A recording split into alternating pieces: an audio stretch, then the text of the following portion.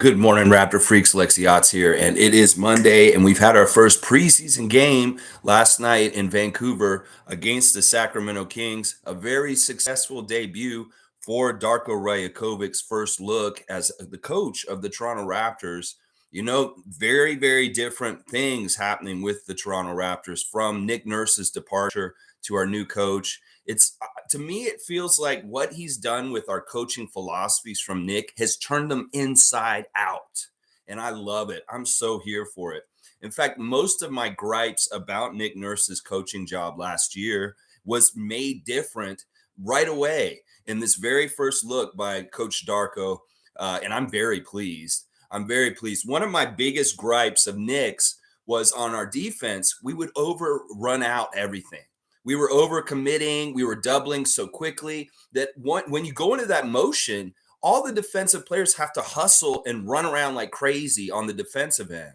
I thought that was a disservice to our defensive players' acumen and prowess and gifts and talent, that these guys can play these guys one-on-one straight up, and they don't need to be doubling like they were doing. They don't need to be running all over the place like the chicken with the head cut off. They needed to just stay at home and guard their individual counterpart on the other team and just use their overwhelmingly great talent against them to stop them in a one-on-one basis. And we saw the fruits of it immediately in this game. 69 points in the first half of this game. It's amazing how much energy you can spend on the offensive end of the court when you're not running around like idiots on the defensive court, tiring yourself out because your coach told you to. So I'm very pleased. We saw the immense talent of our guys on one-on-one defensive situations. In fact, Darko said this in interviews recently that he doesn't like switching even. Like he will try and get the guys to stay stuck to their one-on-one matchup, even through picks and screens. And we saw the guys fighting through them successfully in keeping with their guy. This is a simple defense. This is simple basketball that he's doing out there. None of this switching from zone to one-on-one to this, to that, to this. It's all real simple and effective. Effective. Sacramento's no slouch for offensive prowess. They were one of the best offensive teams in the NBA last year, and they are not that much different than they were as one of the top teams in the Western Conference last year. So very amazed and excited about that. And then don't get me started on the stuff we saw on the offensive end also. Holy cow. I'm so happy to have y'all with me here this morning to react to this game. I'm going to read every single one of y'all's comments this morning. I want y'all to express your opinions on this great first preseason victory for the Raptors last night against the Kings in Vancouver at Rogers Arena. Great stuff. It was so happy, and it's like you're a fish out of water and you just got water and you're able to be back swimming when the season's back. I know I've been like, gasping for air, gasping for that, watching Raptors basketball since April now. And it was so nice to have it back. And what a fun game. All kinds of fun stuff happening in it. We can talk about each of the players. I got my 5 stars of the game. We've got all the normal things we like to do in reaction to Raptor games for today. That's right. First in today is Bradley, the Canadian Cowboy. Good morning, Lex. Bam. And the Raptor Freaks. Let's go, Darko. I was impressed with the ball movement and cuts to the basket. Like Lex says, I love it. I love it. I love it. Yes, Bradley. There was a lot to love if you're a Raptors fan, because the signs of the terrorism of Nick Nurse was true. He was really messing our team up with some of his coaching mentalities and his demands of what he wanted the team to do. The team seems lighter and happier. It seems like they're not under so much stress to run such crazy systems that Nick wanted them to run. And in a lot of ways, Nick was confining with who got the ball. We saw a very different kind of look to Pascal Siakam specifically yesterday. Sure, there were times when he was in isolation ball and doing things with his supreme talent to beat somebody in isolation. But for the most part, he was moving off the ball in the system, and all the stuff he was doing. You look at his stat line and you'd be like, well, he didn't get 20 points. And you'd be like, so what? They won, and they won in a very convincing fashion. This may be a year where I'm going to be really with Raptors Nation. I'm going to be saying, y'all quit looking at the stats. It doesn't matter. The only one that matters is this one right here. You're going to get all hung up on Scottie's scoring average or Pascal's scoring average. Just stop, please, because this is a collective. And all of these guys, if they all add up together in different quantities on different nights to winning every night, I will have no problem with what people's stats look like. You will look at Siakam first, of course, because he's a focal point and somebody we talk about a lot. He only played 20 minutes. He had 8 points, 3 rebounds, 4 assists, 2 steals, and a block. He was stuffing the stat sheet. The man was not scoring. The man was doing everything else in the court. And this is what I was thinking about. It's like, people are saying, well, this may hurt Siakam's chances to get all NBA this year. And Darko's more equivalent kind of system with everybody's getting extra, like equal. But this is the thing. He could turn into an even more powerful all-around player in this situation. So 8 points was not going to be the norm for him. Trust me. He didn't play as many minutes as he's normally going to play. And I really like him fleshing out the other aspects of his game, his assists, his rebounds, his steals, and his blocks. So I'm very happy with Siakam's game last night. And so was Coach Darko. If you noticed, when he pulled him out of the game for the last time, Coach went all the way down to the end of the bench where Siakam sat down and gave him kudos right to his face about how he played. I love this. This is not an easy transition for Siakam specifically, because Nick doted on him so much, like he was a teacher's pet. And he's like, just give it to Siakam and let him work against the defense and he'll beat them by himself. That really was Nick's philosophy. Give it to either Fred or Pascal and let them beat the other team. Well, it's not going to be the case. And in some ways, Siakam could feel like it's a demotion inside, but he doesn't. He just knows this team's morphing and his role is going to have to change. And in some ways, he has more opportunities to become a more complete NBA player. So I'm very, very, very happy about that aspect of things. All right, let's go. Chris is here. Good to see MSJ, one of the Mug brothers. Wow. So Fred VanVleet is gone, and we have Gary go off. The Scottie Barnes, Dennis Schröder point guard idea seems fine. Dick can play. We have an offense now. Pascal is fine. OG is a beast. McDaniels solid. Looked like winning basketball to me. Yeah, and it's so interesting how you can come at winning in the NBA in different ways. And the way that Nick was going about trying to get us to win, it just seemed overcomplicated and too overexertion. That's the thing. You let these guys have a little bit of like just playing normal defense, all of a sudden the offense blossoms into 69 points in the first half yesterday. And it wasn't even mostly the starters. He really divided up the minutes in certain ways, half of quarters. He had the starters start the first half of the first quarter, of course, and they actually didn't play well. They were getting their ass kicked by the Kings in the first 6 minutes of the game. And then the bench came in with Malachi and Chris Boucher and Thaddeus and who was the other people in that team? Jalen McDaniels. And they actually came back and tied the game by the end of the first quarter, 35-35. So it was interesting that the bench got the momentum going for the team to come back against Sacramento. And then they never looked back. Once the starters came back in for their second stint, they busted it wide open in the second quarter. And the game just went and it was separated. And we could kind of go in cruise control for the second half and really give the end of the bench some looks. We got to see a lot of guys yesterday in different ways. Now, I was very impressed with our starters. I was very impressed with our bench, but I was not impressed with the third stringers that came in and closed out the end of the game. These guys need a lot of work.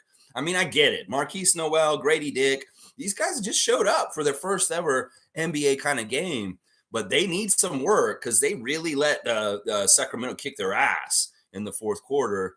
And I didn't like that. But, Gradey had bright spots, and it's a learning curve. Welcome to the NBA, young man.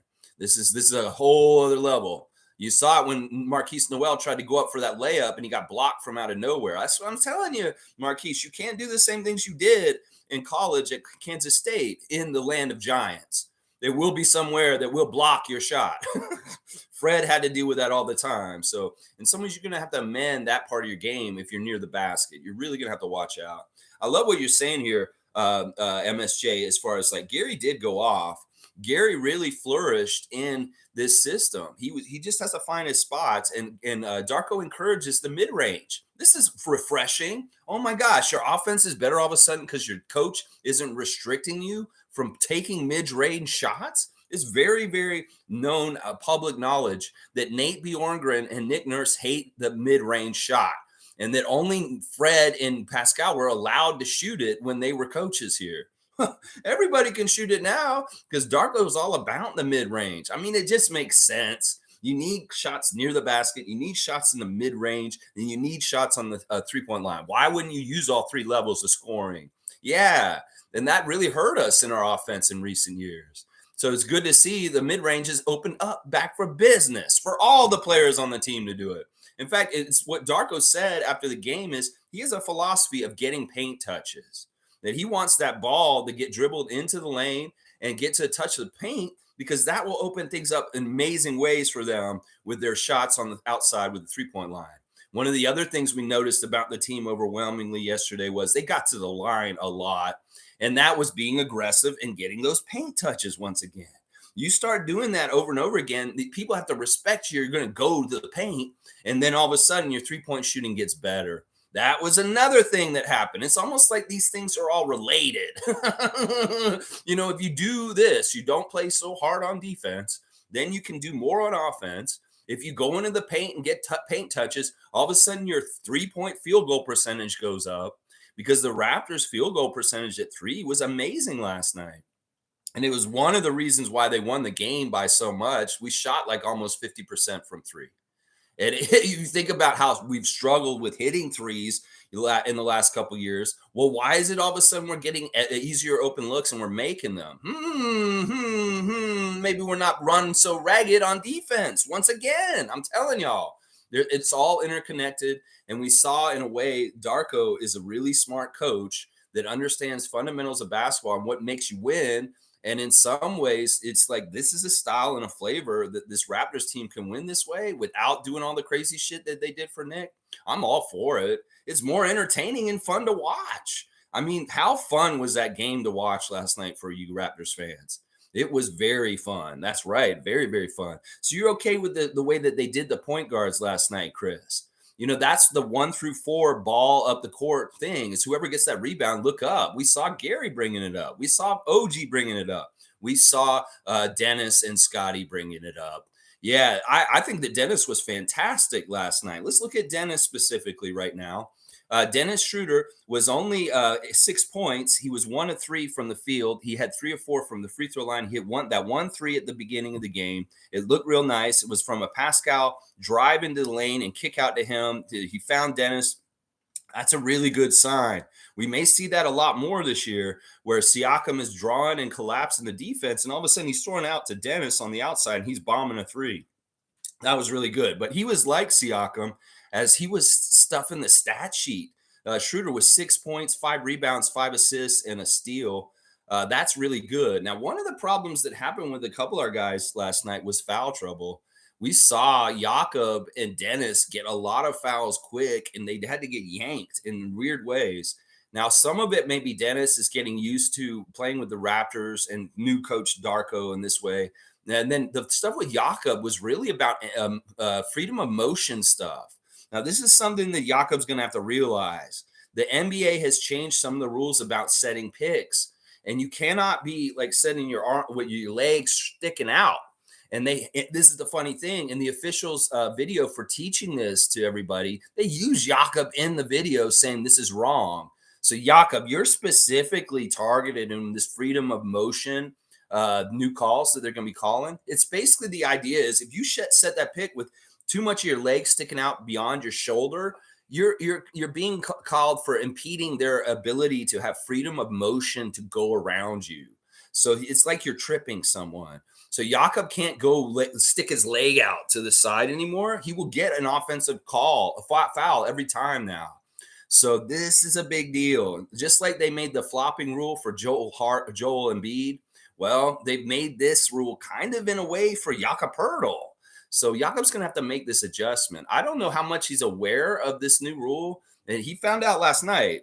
So now he's going to have to know how he sets picks is going to have to change just slightly. He can't stick his leg out like he used to. He really, really can't. They're going to call him every time, and he's going to get in offensive foul trouble like he did last night. He really did. Him and Dennis got so many fouls so quick, they really didn't get to play a whole lot last night. They really, really didn't. Yeah, so much good stuff to talk about. I'm going to go to the next one. MSJ saying, Gueye looks like a player Freeman was unlucky and nervous. Marquise and Flynn, for that matter, hate to say it, but they don't have the length. I feel Doughton is our third point guard. He plays so much smarter. It was a tough debut for Marquise Noel. And yeah, Javon Freeman Liberty looked a little jittery.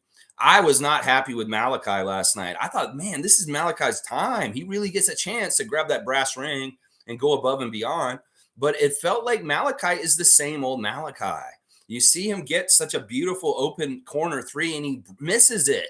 You're like, oh, Malachi, that's what you have to make. You just have to make that, bro. I'm sorry. So a lot of the things that have annoyed me about Malachi were still there last night. And some people on Twitter were even echoing this. Maybe Malachi is in trouble for making this team. Seriously. I don't know. The way that he sat Jeff Doughton Jr. and Ron Harper Jr. last night, Maker, those were the only three Raptors who didn't get to play last night. That may tell you something also there, though. So, yeah, really disappointed in Malachi because, dude, you're getting all the opportunities in the world. And when you get these opportunities, you don't show up and go big time. Your stat line is not good enough, Malachi, for this situation. He was 1 for 6, 1 of 4 from the three-point line. He did have 5 points, 5 rebounds, and 5 assists. So in some ways, he was filling the stat sheet still, and he was a plus 11. So I can't hate too much. He did fill the stat sheet, but he did not make his shots. And that is the most important thing we need from you, Malachi. We need you to hit your open shots and have a better field goal percentage than 1 for 6. That's horrible, man. That's horrible. Dana saying, good morning, everyone. What a game. Yes, Canadian Dana. I know I was excited after the game. Very, very excited. Dana saying, I'm watching Jay Onrat and his guest has a serious mullet. Yeah, you were posting that in our Facebook group just now. And I'm like, who the hell are these people? And is this the Mullet Appreciation Society? I don't know. I don't even know who that is. Is that Luke Wilson, the actor? I have no idea who that person is in that picture. It's very weird. All right, Trevor J's here. Good to see Commissioner Trevor J. That's right. Remember, y'all, we're doing an in-season tournament trophy competition on this channel, and whoever's team wins the in-season tournament gets the Trevor J trophy. And that's what this is right here. Look at this beautiful trophy. You can see it's like hollow in the middle. It's got like a cool kind of like, it kind of looks like the columns out in front of the Scotiabank Arena, the ones that are crossed like this. Yeah, this is a cool trophy, and it could be yours if your team wins the in-season tournament. That's right. All right, let's see. Trevor saying, good morning, Raptors family. What does the haters have to say now? Like those other YouTubes, we need you guys to go away, far away from here. Yeah, he's like, look, these prognosticators that people just want to say the Raptors are dead because Nick and Fred are gone. You're wrong. You are wrong. And we got some addition by subtraction is what it seems like right now. Dennis was such a breath of fresh air with the way he was running around with De'Aaron Fox. If you look at De'Aaron Fox's stat line from last night, you tell me if you don't see Dennis Schröder being an impact on this team yet. He was 0 for 6, De'Aaron Fox, last night with only 2 points. The superstar for them, the youngster, he had a bad game. And you know what it was? It was Dennis Schröder hounding his ass right from the start of the game. And I love that. That's a new look. Freddie cannot keep up with these quick little guards. Well, Dennis can. And that is going to be a huge improvement for us this year. Huge improvement for us. MSJ saying also last night reminded me a lot of a game in Atlanta last year. Not that one that we lost at the last second. There's a lot of different things I like about this. Darko's a very active coach. He's very, very active. He's active and engaged on the court. He's interacting with the refs. He's talking with his coaches a lot. He's talking to his players as they come in and out. He's very, very active coach. And I can also tell he's very, very smart with X's and O's. In basketball, there's always a protocol, a remedy for things that happen on the court. And if you're seeing something happening in the game that's going against your team, you have to make the remedy, the adjustment. And I feel like in some ways, this is something that's so important in the NBA these days. You can't be a brain dead coach that's just kind of on autopilot and just does their thing. No, you have to be on it all the time and really, really making those adjustments quickly. The game is sped up in so many different ways on the court. Well, it's sped up with how you have to coach it too.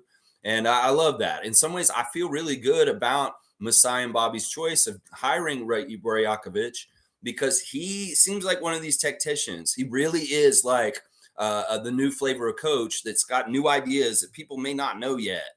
We know Nick Nurse got figured out. He's been scouted, and they know all about his bag of tricks. And that is a big difference in the feeling of the coaches change with the Raptors. Is in some ways Nick Nurse was just figured out and too easy to predict. And now Darko's a whole different kind of thing. We had no idea what we were to predict for last night. And I'll tell you, was that what you thought you would see last night, Raptors fans? Did you predict that Darko was going to be like this and it was going to be this successful and in such a different way than how we played in the last couple of years? No, you didn't. And that's what I'm saying. He may be very hard to predict this year.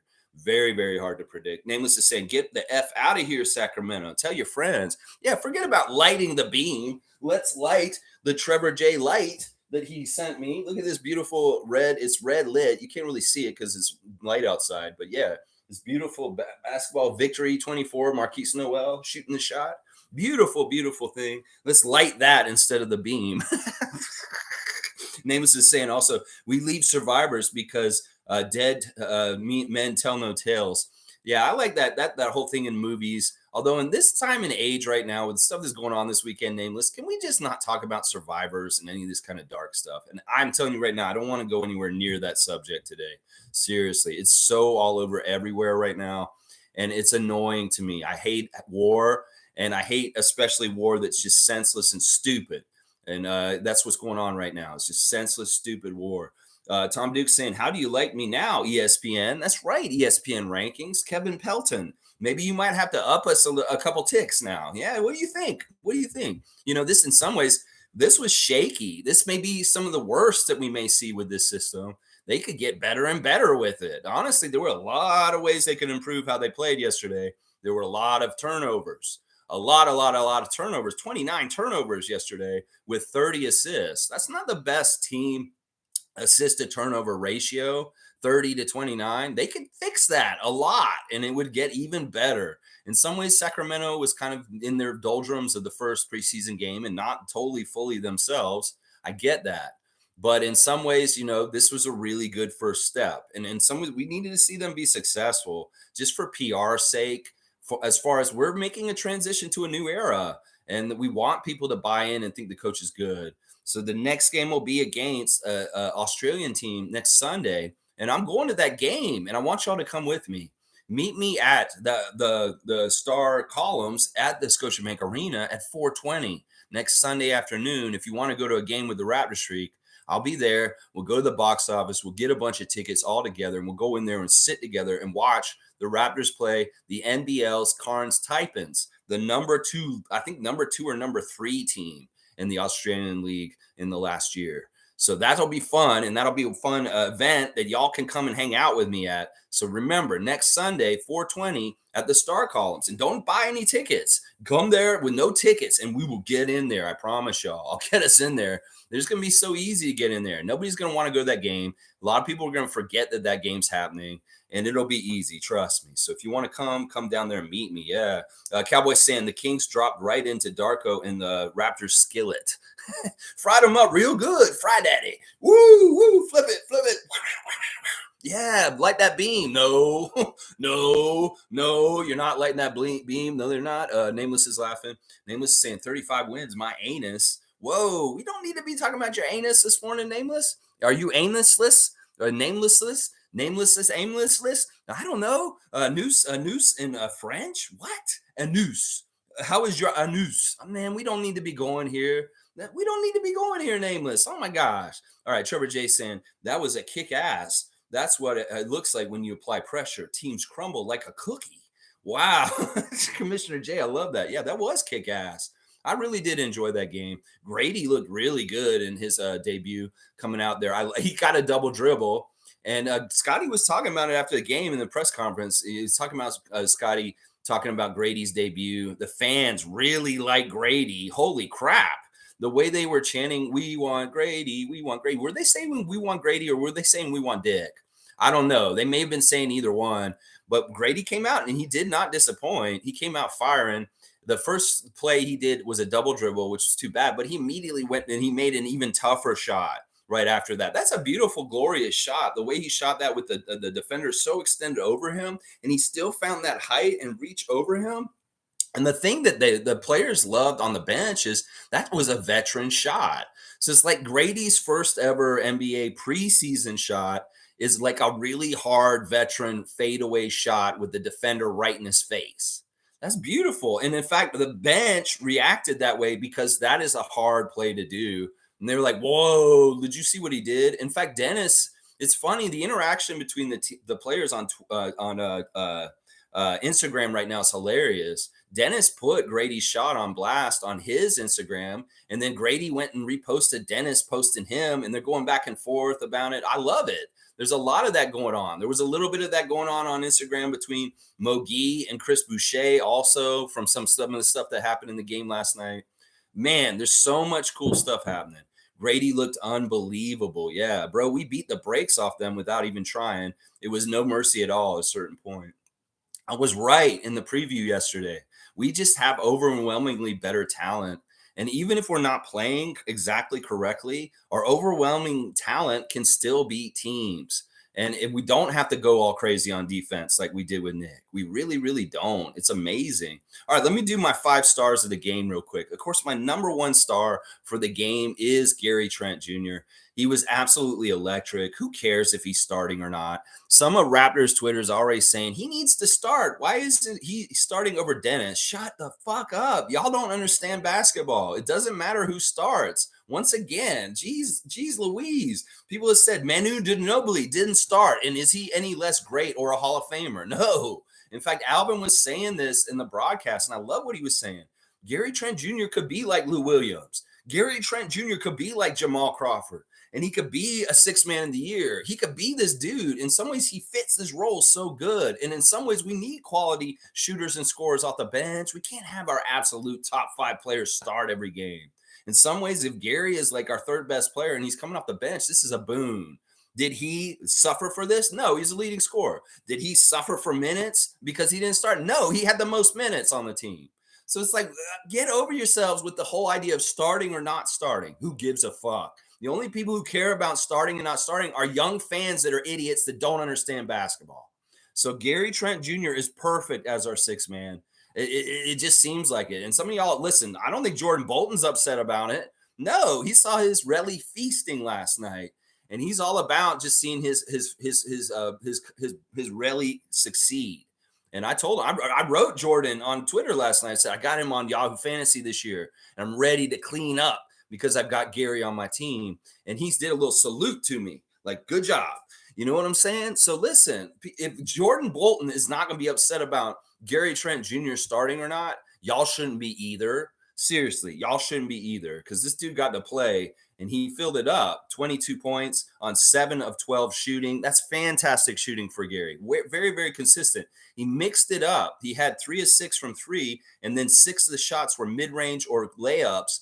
And he was just really good at finding open spots and getting to places. In some ways, he may be benefiting more from some of the things that Darko's doing because he has less pressure on him in certain ways. Also, 3 steals for Gary, which were key also. Now, he did not get any of the 30 assists, and he did have 5 turnovers, but the shooting was electric. When you get 7 of 12 shooting from Gary, that's a good night. And you think about this, he only played 21 minutes, and he got 22 points. So Gary Trent Jr. is my first star of the game.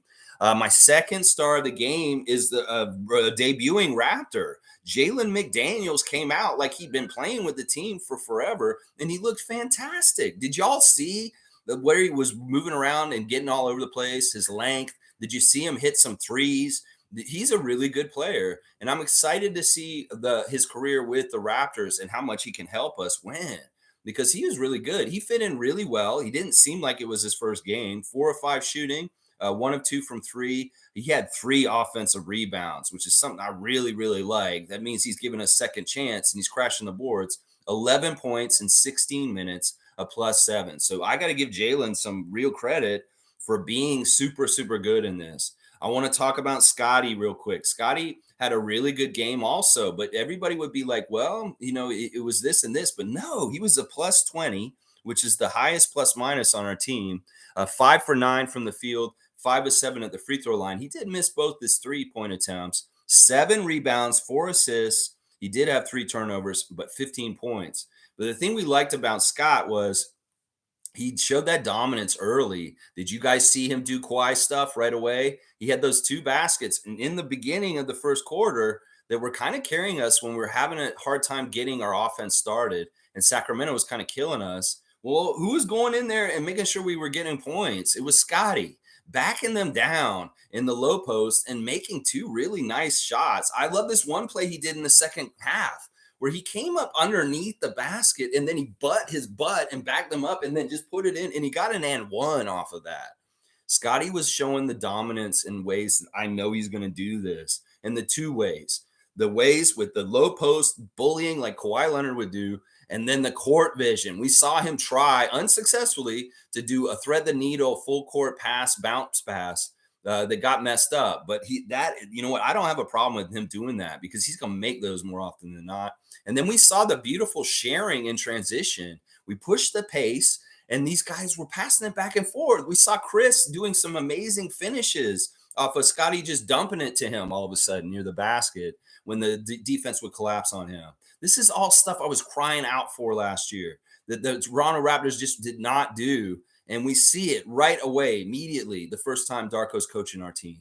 And I love it. I love it so much. This is all changes that we wanted. So Scott didn't really go this dominant scorer route the whole game. He did in the beginning of the game, but later on he became more of a facilitator, a glue guy, getting in there, getting rebounds, playing hardcore defense, and looking for his teammates. There was a lot of that. So there was balance to Scottie's game, and he was very happy. I mean, these stat lines aren't super on steroids. Of course, they didn't play most of the game. They only got to play half of probably what they normally would play, but he was amazing. Scottie was amazing, and we saw those flashes, and he seemed more confident and comfortable with when he can put the gas down on the pedal down on the gas. Because in some ways, it was like he doesn't totally pick when he can go off and do that kind of stuff. And his first 2 years in the league, this year, I think he's going to be picking when he can push his foot on the gas and just all of a sudden start doing, I'm Scottie and I'm taking over and I'm dominating this game. And that was amazing. Honestly, that stuff he did down low, that's not easy. He's down there with Keegan Murray and Domantas Sabonis and cooking them down the low post like he was doing. That was badass. Honestly, that was badass. And nobody can do anything against that. He's a superstar. And we saw the first kind of steps in this season to him taking that new role and making it known across the league that Scottie Barnes is going to be a superstar in this league because he plays like a superstar. That's right. That's right. That's my third star. My fourth star is a silent man who does very, very solid, efficient things, and that's OG Anunoby. OG was 6 of 7 last night. Very calculated, very measured, taking what the game flowed to him naturally. Those 2 threes he hit were lasers, and they were just so on point, and they did have defenders in his face when he did it. So I really like OG's game. I love that he was 6 of 7. He didn't try and force too much, but he was super, super effective. 14 points in 20 minutes, 3 assists and 2 steals, a plus 14.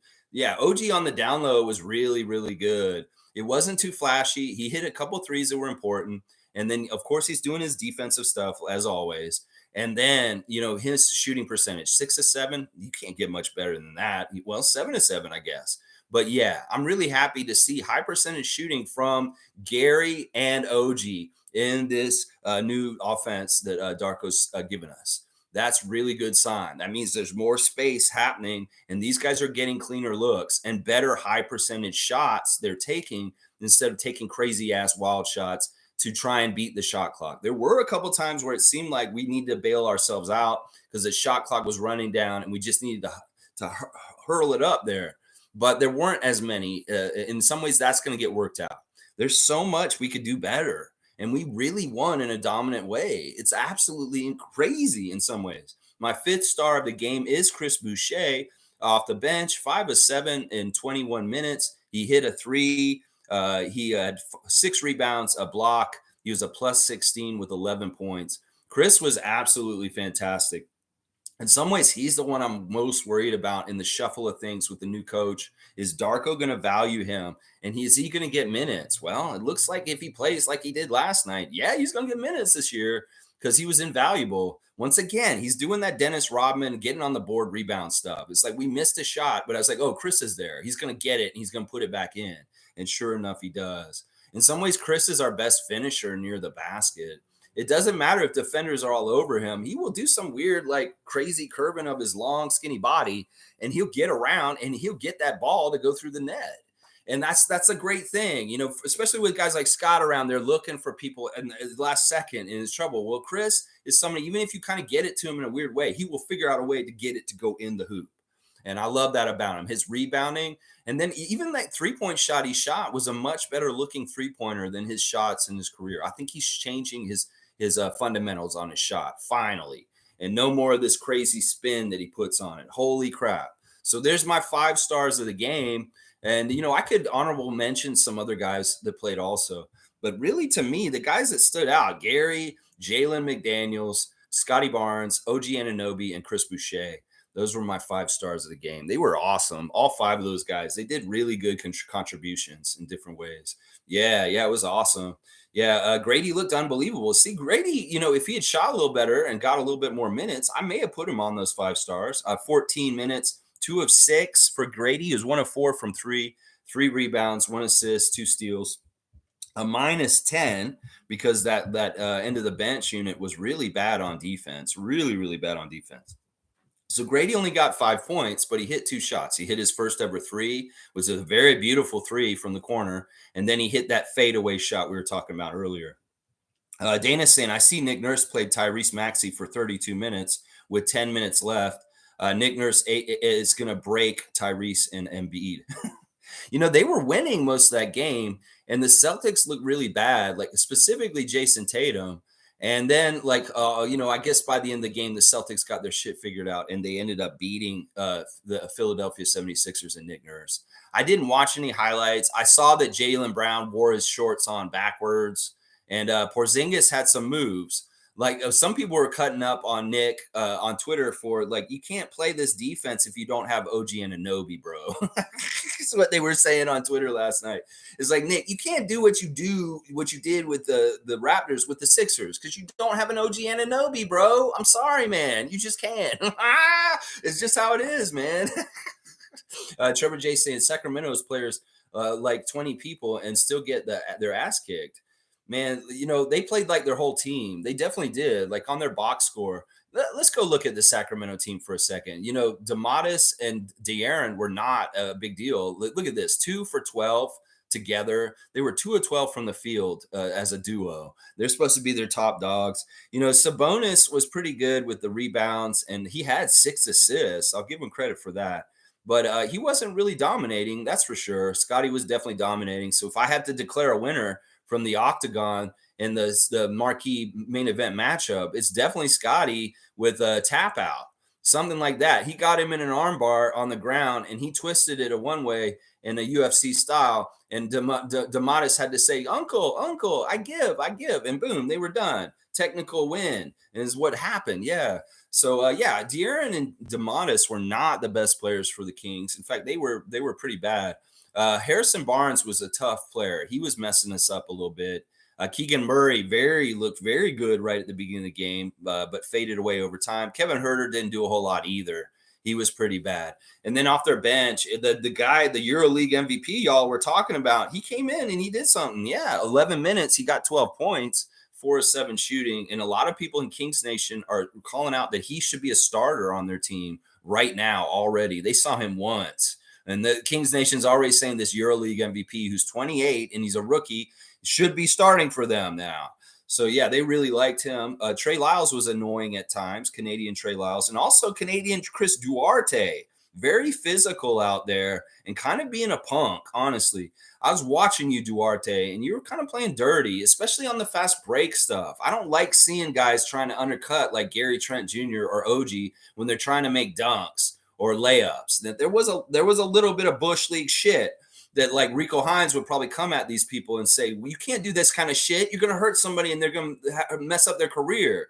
So yeah, the little bit of Bush League stuff on the break when these guys are trying to lay it in or something like that. Gary in particular, he really hit the ground hard because of the way they undercut him. So I don't like that kind of shit. Chris Duarte doing his Bush League shit. But yeah, overall, the Kings played everybody they had available. Every single guy played, like Trevor said. They had like 20 people play. It's funny. Let's see. MSJ saying, I like to see the fast pace off the rebounds leading to the tic-tac passes as they closed in on the basket. That's unstoppable basketball. You can't defend it. And Scottie Barnes is down the court in 3 dribbles.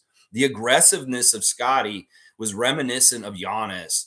Like, you know, in the open floor, when Giannis is coming downhill, he's a threat. Like, these people freak out when Anaconto's coming at you with the basketball down the middle of the court. You don't know what to do. Well, it's a similar thing with Scottie. There's a similar effect. Like, they panic, they freak out when they see this dude's kind of doing is like this, and he's coming from the top of the lane into the lane. Oh, that's a nightmare for opposing coaches, because in some ways, that's how he's like Giannis.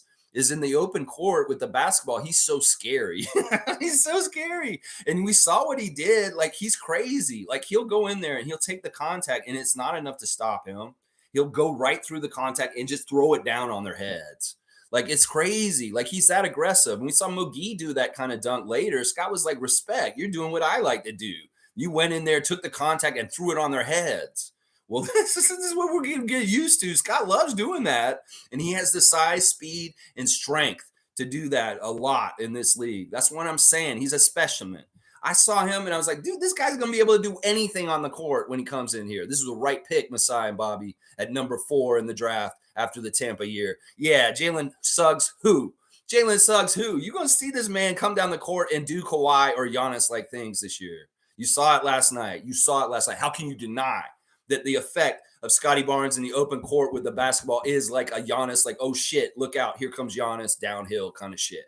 Seriously, that's what that is. Seriously. And it freaks them the hell out. Oh my gosh. Dana's saying, my math ain't mathing today. Well, it's a good thing it's a long weekend, and hopefully everybody's off. There's no traffic outside. It's like weird for a Monday. It's like so quiet in downtown. Everybody leaves town to go to places for Thanksgiving. And it's such a desolate downtown when it's like this. Nameless is crying about it too. Dana's saying Nick Nurse played a maxi 38 minutes with 20 minutes left, 10 minutes left.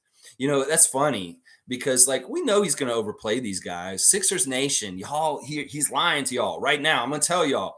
Nick Nurse is saying he's going to do this, he's going to do that with your team, with his coach's plans. He's lying to y'all. He's going to double down on Joel Embiid so much, because he just loves to just beat things over the head with the most powerful thing he has. And that's what he's going to do. He did it with Siakam and Fred. He's going to do the same damn thing with Joel and Tyrese. And you're going to see it. You're going to see it very soon. Yeah, you're laughing with Dana. Nameless is saying Raptors had their own Share the Love Club last night on the floor. I love that. That's true. That's true. One of the things I noticed in the game last night is Matt Devlin is going to have a phrasing problem this year. That's right. He is going where I thought he wasn't going to go, but he is. He's very into our rookie's last name. He's going to say it all over the place. What did he say last night? Like, I'm going to go back to the chat real quick and see what – this is hilarious. When he said this, I was like, oh, crap. Is this going to be this kind of year? I can already tell. What did he say? I want to get to that point. I want to remember what he said. Hang on.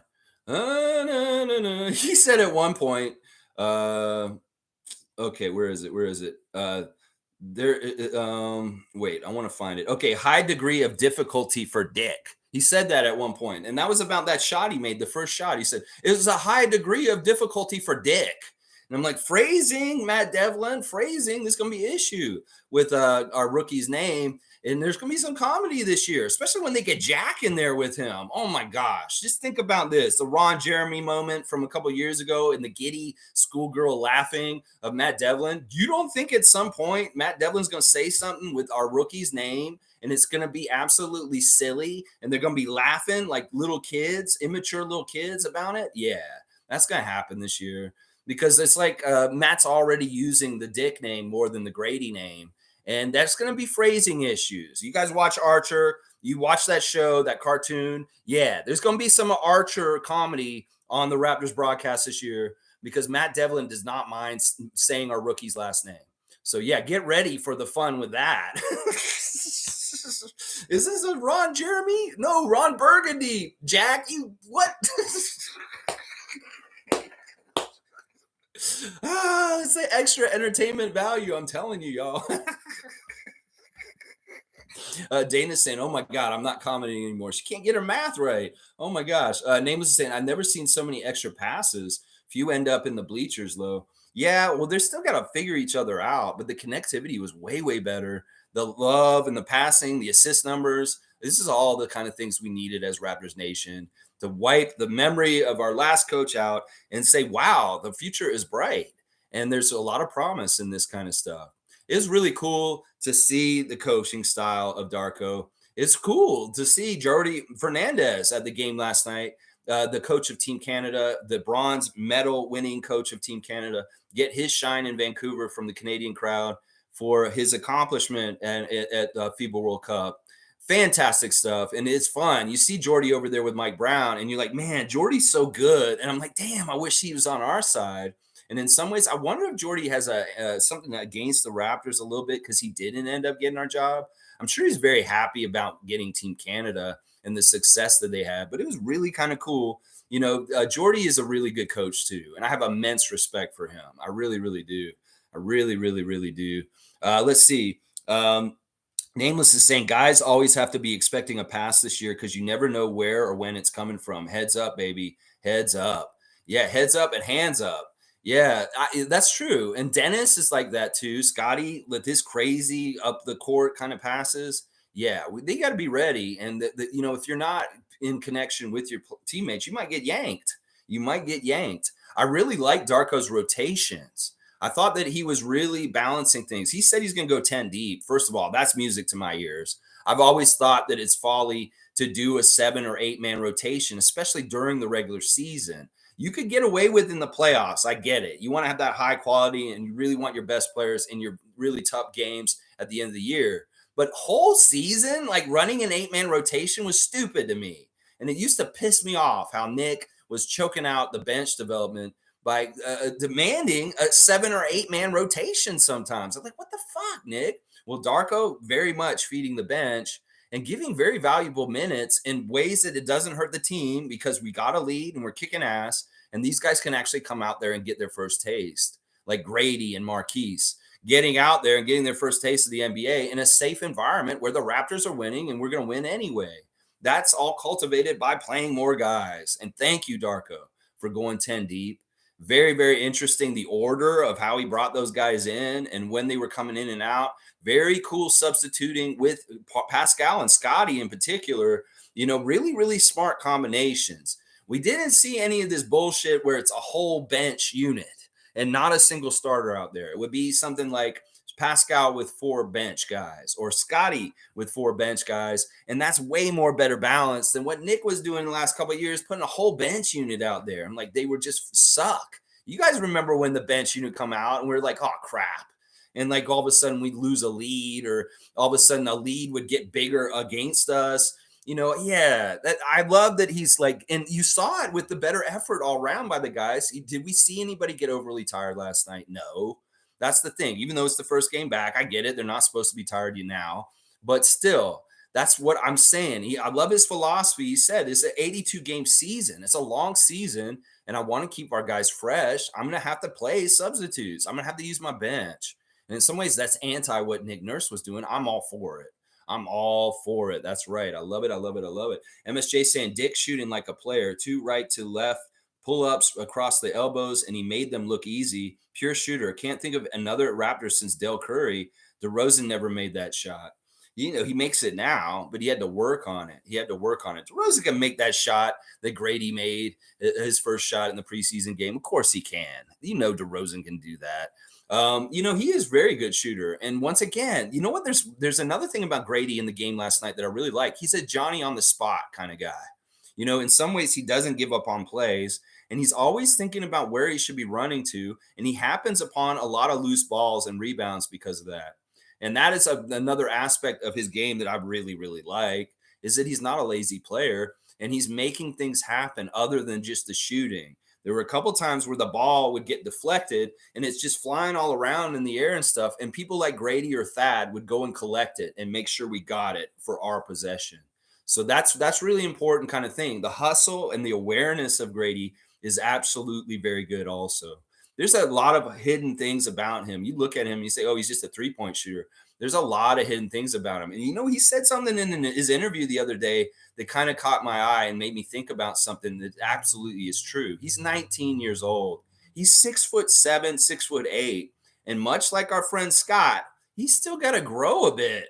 Like, what if he ends up being very close to 7 foot tall and he's still that able to be that kind of shooter? Yeah, that's what I'm saying. These young 19-year-old kids that we draft, they're not done growing. They still grow for like 2 more years. And he could be closer to 7 foot, just like Scott is now. They're still saying Scottie's 6'8", but he's 6'11", y'all. Start saying this right. The man said it on Twitch 2 weeks ago. I am 6'11". He said it out of his mouth. And why would who knows himself better? Him. He knows how tall he is. He went into the OVO center and they measured him, Ray Chow. And they're like, Scottie, you're 6'11" now. You grew this summer. Oh, okay. Thank you. I'll tell my Twitch followers later and they will believe me because you just told me. Like, who's the fucking liar? The NBA who wants to make Scottie not look as big and bad as he is? Yeah, sure, they're going to sully him and say he's 6'8". The man is 6'11". He said it himself. So put that out there and continue to say that, even if the NBA is listing him at 6'8" in everybody's programs all season long. So, yeah, 6'11" is the height of Scottie Wayne Barnes. Get it right, NBA. And stop your media propaganda to belittle him, literally, by saying he's 6'8". Yeah, they're belittling him, literally. Stop doing that. All right, let's see. Trevor J saying, when you work hard in life for things and believe in yourself, everything comes easier, and that makes you unstoppable. There you go, Trevor J. I love that. His words of wisdom coming a little later in the stream. That's true. If you put in the work and you put your head down and you just keep going, don't keep up with the Joneses. Don't worry about what other people are doing. That's what Uncle Rico said at the Rico Runs. Forget about what other people are doing. Just worry about yourself and do what you need to do. That's what I'm saying. Don't get caught up in comparison. Just do what you're doing. And that's a big philosophy of what I'm doing on this channel. I could go and compare myself to this or that out there, but I don't need to. I'm exactly who I am, and I'm uniquely who I am. You will not find another Raptors channel like mine. I will tell you that right now. It doesn't matter what it is or who it is. There's only one me, and you either get me like this, that's fine, but that's the way I look at it. That's the way I look at it right now. I'm going to just keep my head in the nose grind, and that's the thing. I've been doing this for 2 years straight. Every single morning I do a stream. And that consistency is a part of it. And that's why I'm trying to say this is an example of it. You will be unstoppable if you have this mindset like me. Thank you, Trevor J. There you go. There you go. I love it. All right, let's see what else y'all are saying. Looks like we've got quite a fill up in the chat today. I love to see all the names, the different names. I will kind of want to cut off. I don't want to go over 3 hours. Let's just put it that way. We don't want to go over 3 hours. Nameless is saying, I'm still in shock. Basketball is back. We got more of this in just a couple of days. Well, we got to wait till Sunday. In some ways, this week is torturous, but I love that we won and we have good vibes. So in some ways, we've got a week of good vibes. We're going to get stuff like Open Gym probably this week. We'll get a bunch of Dennis and Ellen Schröder content of them being in Toronto. We're going to get maybe Scottie will pop on Twitch this week a couple times. That's the kind of thing I'm kind of expecting for this week. They're going to come right back to Toronto. It's not like they're staying out in BC from now. They'll come back today. And they'll get acclimated back to East Coast time. And also they'll do like a secondary training camp week at OVO Center here in Toronto. So that's kind of what this week looks like leading up to the game against Australia's Cairns Taipans on Sunday night. So we don't play again until Sunday, a whole week off. So yeah, it's good in some ways. They got a lot of tape now from yesterday to go over and really talk about things. And this is the thing. This is a work in progress. Every time the Raptors take the court, they get tape and they're going to be able to show them and they're going to adjust and they're going to get better and better. So they were already real good. They're going to get better and better, y'all. More efficient and better things. And they're going to learn each other even better and better too. Let's see. Nako's here. Good to see Gerald, Nako the Nacho. I had to miss this one for a Little Sims concert. Well, if you're going to miss it, that's a great reason to miss it. She's amazing. In fact, I think she's one of the best hip hop stars in music today. She absolutely is. She may be the best female hip hop artist in the world today, right now. Lil Sims, absolutely amazing. I would have loved to go to that show myself. He's saying, I like how Gary, Scottie, and McDaniels looked based on the highlights. I'm cooking the whole Thanksgiving meal today. Gerald, you're making Thanksgiving dinner for your family today? Wow. In some ways, I've known Gerald for like 10 years. And in some ways, this isn't totally in his character to make a Thanksgiving meal like this. In some ways, I want to know how it turns out, Gerald. I love you, brother, and happy Thanksgiving. I miss you, man. And I hope you and I get to do another stream again soon. Naco the Nacho, one of my good friends. Evelyn's here. Good to see Granny Evelyn on. Happy Thanksgiving to you, Evelyn, and to your family. Good morning, fam. I can imagine that big happy smile on your faces. The team showed just a better chemistry. Scottie Barnes played rebounding and dominating around the paint. Good job. You got Granny Evelyn's seal of approval, young Scott Wayne Barnes, and the way you played last night. Yes, there was a lot of smiling around Toronto, a lot of smiling across Canada, a lot of smiling at the Rogers Arena last night. I loved it. Yeah, the crowd was fun. They were fun. And I love that Vancouver loves basketball so much. It's true. Darko said it after the game. Vancouver deserves an NBA team, but I don't know if that will happen. I wish it would in some ways, but maybe we get that WNBA team there at least to help things out. I don't know. We've talked a lot about this in the last week. Jimmy Pope's here. Good to see the Pope of positivity. Woo! Nothing but good things come from a win, even if it's just preseason. Let's go. In some ways, if we lost the game, it's sad. We got to be like this and this. No, we need these good vibes. We really, really do. It's in some ways, it's very important for Darko to be successful for so many different reasons. And he looks like he's going to be very good from our first taste of what he's doing. I think he's going to be a very good coach. And I think he's going to get a lot of respect around the league quickly, just like Nick did when he came in as a rookie coach for us, too. It would be so crazy if somehow, some way, we were able to duplicate this feat of getting a championship with a rookie coach once again. Like the second time, like we just changed coaches, and every time we get a new coach, we win the championship. That would be awesome. I mean, it's not outside the realm of possibility. We could do this, y'all. Teams have a journey over the season. We just took the first step last night, and we don't know how this path will go. It could be rocky at times, but then again, we could get some real momentum, and all of a sudden we're running in the playoffs, running really well with a really good scheme and stuff. Anything's possible. So don't limit your mind and limit your head for what is possible, because anything is possible. Stargate saying, good morning, Raptor Freak family. Good showing last evening. Pros, good shot selection, good ball movement. Scottie, Gary, and Jalen looked great. Yeah, I thought the ball movement was feeding to the better shot selection. That's just the way it is. In some ways, Darko's philosophy is I want y'all to take really high percentage shots, and we're going to work for them. That's why we saw a lot of shots near the basket that were very easy for them to just throw in. Some of the stuff about drive and kick was going on last night. You go into that lane, let them collapse. Well, throw it right on out to Gary or OG, and they'll hit the three. So, yeah, I liked a lot of the philosophies of Darko's coaching that we saw last night. It's a very, very different kind of thing than Nick. And I think that all of us were impressed.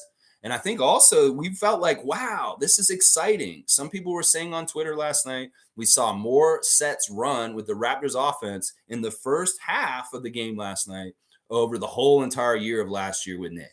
I mean, it's a really stark difference. Seriously. MSJ saying, I also like Gary's game. A few steals, good shooting, and nothing else. A 25-0-0-2 stat line would be good for him on this team. I feel he can be the guy to hit shots and finish games. Yeah. He did get that opportunity to take the shot at the end of a quarter at one point. He didn't make it, but he's a clutch dude. And in some ways, if we want to get someone to hit a big shot at the end of the game, he's definitely one of the numbers we might want to call. For sure, for sure. Yeah, no, Gary played within himself, and I think he's going to thrive in Darko's system. In some ways, his ability to take a shot from anywhere on the court really quickly with a sidestep or something like that is going to really, really benefit things. In this, for sure. Naco the Nacho saying, based on the highlights, I thought the schemes were more entertaining than Knicks. They definitely were, Gerald. It was a lot more fun to watch this game. In fact, by halftime, I was like, really, like, this is fun. Like, this has been a fun game already. And I'm like, holy crap, we still have another whole half to go. Didn't it feel like we got almost a complete game in the first half? Because of the way they scored so much. 69 points in the first half of the game. Think about how anemic our offense has been at times in the last 2 years and just how much more efficient and just smooth it was going last night. Yeah, very welcome sights for true diehard Raptor fans to see the easier offense last night. Very, very much welcome. Trevor's saying, what you going to do the rest of the NBA when the Raptors run all over you, brother? That's right. All right, I'll get the Hulk Hogan finger out. I've never really talked about this before on the stream. It's ripped, I know. But this is an artifact from my youth. This little piece of fabric, what do you know this is? This is actually a piece of Hulk Hogan's shirt from a wrestling match that I went to in 1989. It was the $1 Million Man versus Hulk Hogan in the main event in Tallahassee at the Leon County Civic Center. And I got the foam finger, the Hulk Hogan finger. And this is actually literally a piece of his shirt. My best friend caught the shirt. We were sitting in the front row. It was for my birthday. It was amazing. And my best friend caught the shirt. And we all, the friends of us that were sitting in the front row, we divvied it up and each got a piece of it. So this is my piece of Hulk Hogan's shirt. This is legitimately a piece of Hulk Hogan's shirt they ripped off his body at a wrestling match I went to. So just so you know, that's what it is. Trevor brought up Hulk Hogan saying there, and I figured I might as well talk about it. Oh, it fell down behind. I'll get it. I'll get it later. It's all good. But yeah, what are you going to do, NBA, when Darko and the Raptors come run all over you? You better eat your vitamins and say your prayers, what you better do. That's right. Stargate saying the cons of the game was still a bit of standing around, early foul trouble for Yak and Dennis. Dennis looked a bit tired, which is understandable. Yeah, there were times where Dennis looked a little bit tired. I noticed that too. But for the most part, he was all over the place and in the right places. Yeah, we've got to expect Dennis didn't really get a whole summer off. And in some ways, he's jet lagged and all ragged from just flying all over the place from Germany to Asia to North America and all over the place. So we can give him some credit for that. And then also, Dennis is also very new to the team, and he has a lot more of a learning curve than some of the other Raptors because he has totally new teammates he's never played with. So, yeah, I thought he was very good in his debut. I loved seeing that first shot. And the fact that it came from a Pascal kick out, that's a big deal right there. That's a very, very big deal. Now, the foul trouble for Yak and him was interesting. Dennis was very aggressive. And in some ways, that may have been the direction of Darko to be that aggressive. In some ways, maybe he doesn't care if Dennis gets in foul trouble because in some ways, it's like he's got Gary. He's got other people off the bench that can come in after him.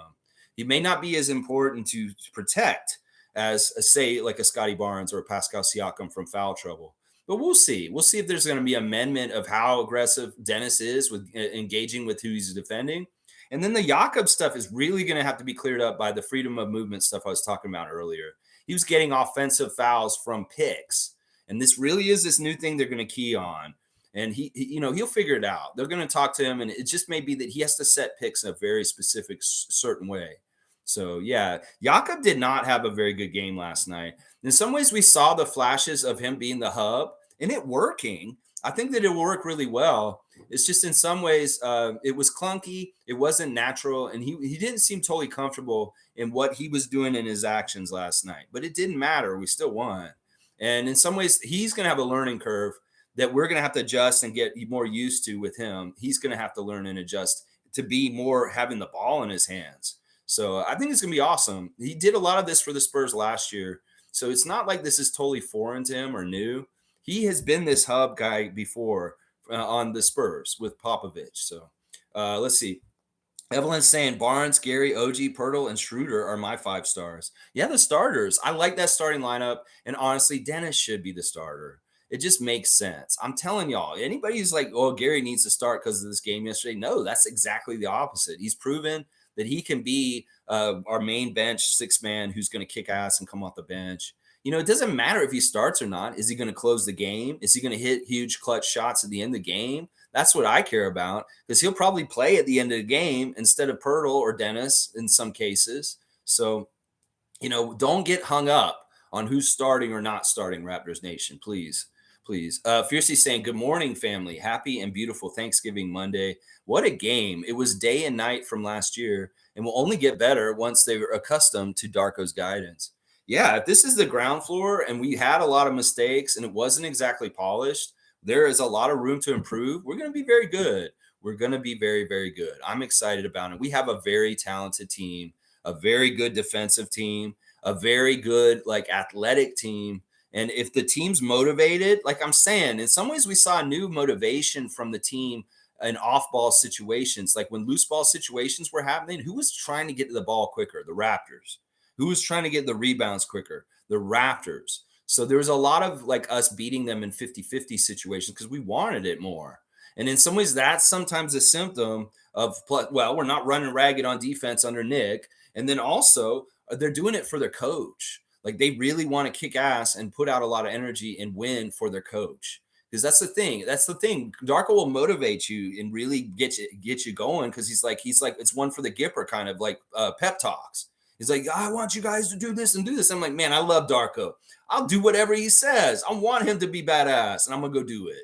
That's the way the players will be about him. Watch.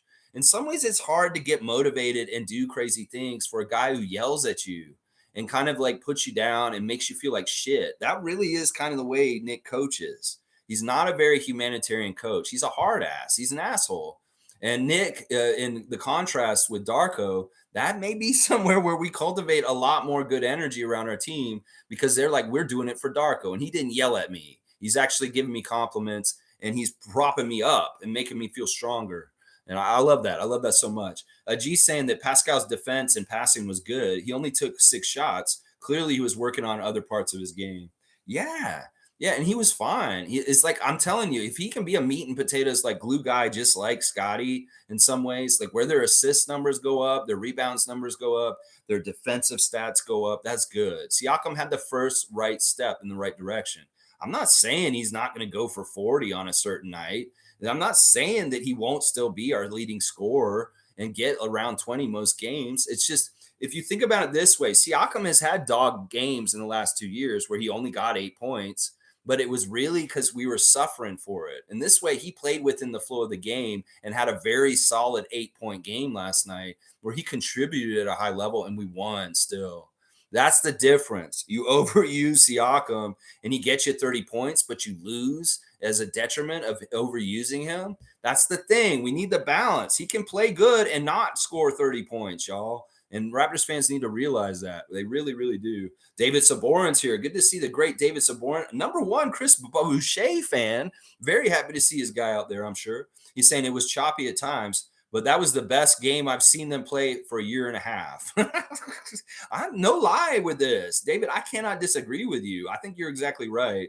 That was very fun to watch, very entertaining. If you're a Raptors fan and you're just loving it right now, the future is bright, Raptors fans. Go get your shades. That's right, Tim Buck 3. That's right. You got to wear shades. That's right. David, Cowboys got Monique on blast. I love to see the super fan Monique Lawrence on blast with Cowboy there. And David saying, where are you? Basic training day. Let's talk about the chip, you little bird. He's calling out the detractor from the other day. Listen, you don't have to be a subscriber to talk in our chat today. I'm going to open the door for them. They can come on in and talk to us right now if they want to. Come on and see if we get any opposing teams fans in here today. I'd love to talk to them today. Cut a little Jim Cornette promo on them real quick. Yeah. G saying Darko simplified the defense. No more doubling the paint and leaving the 3 open.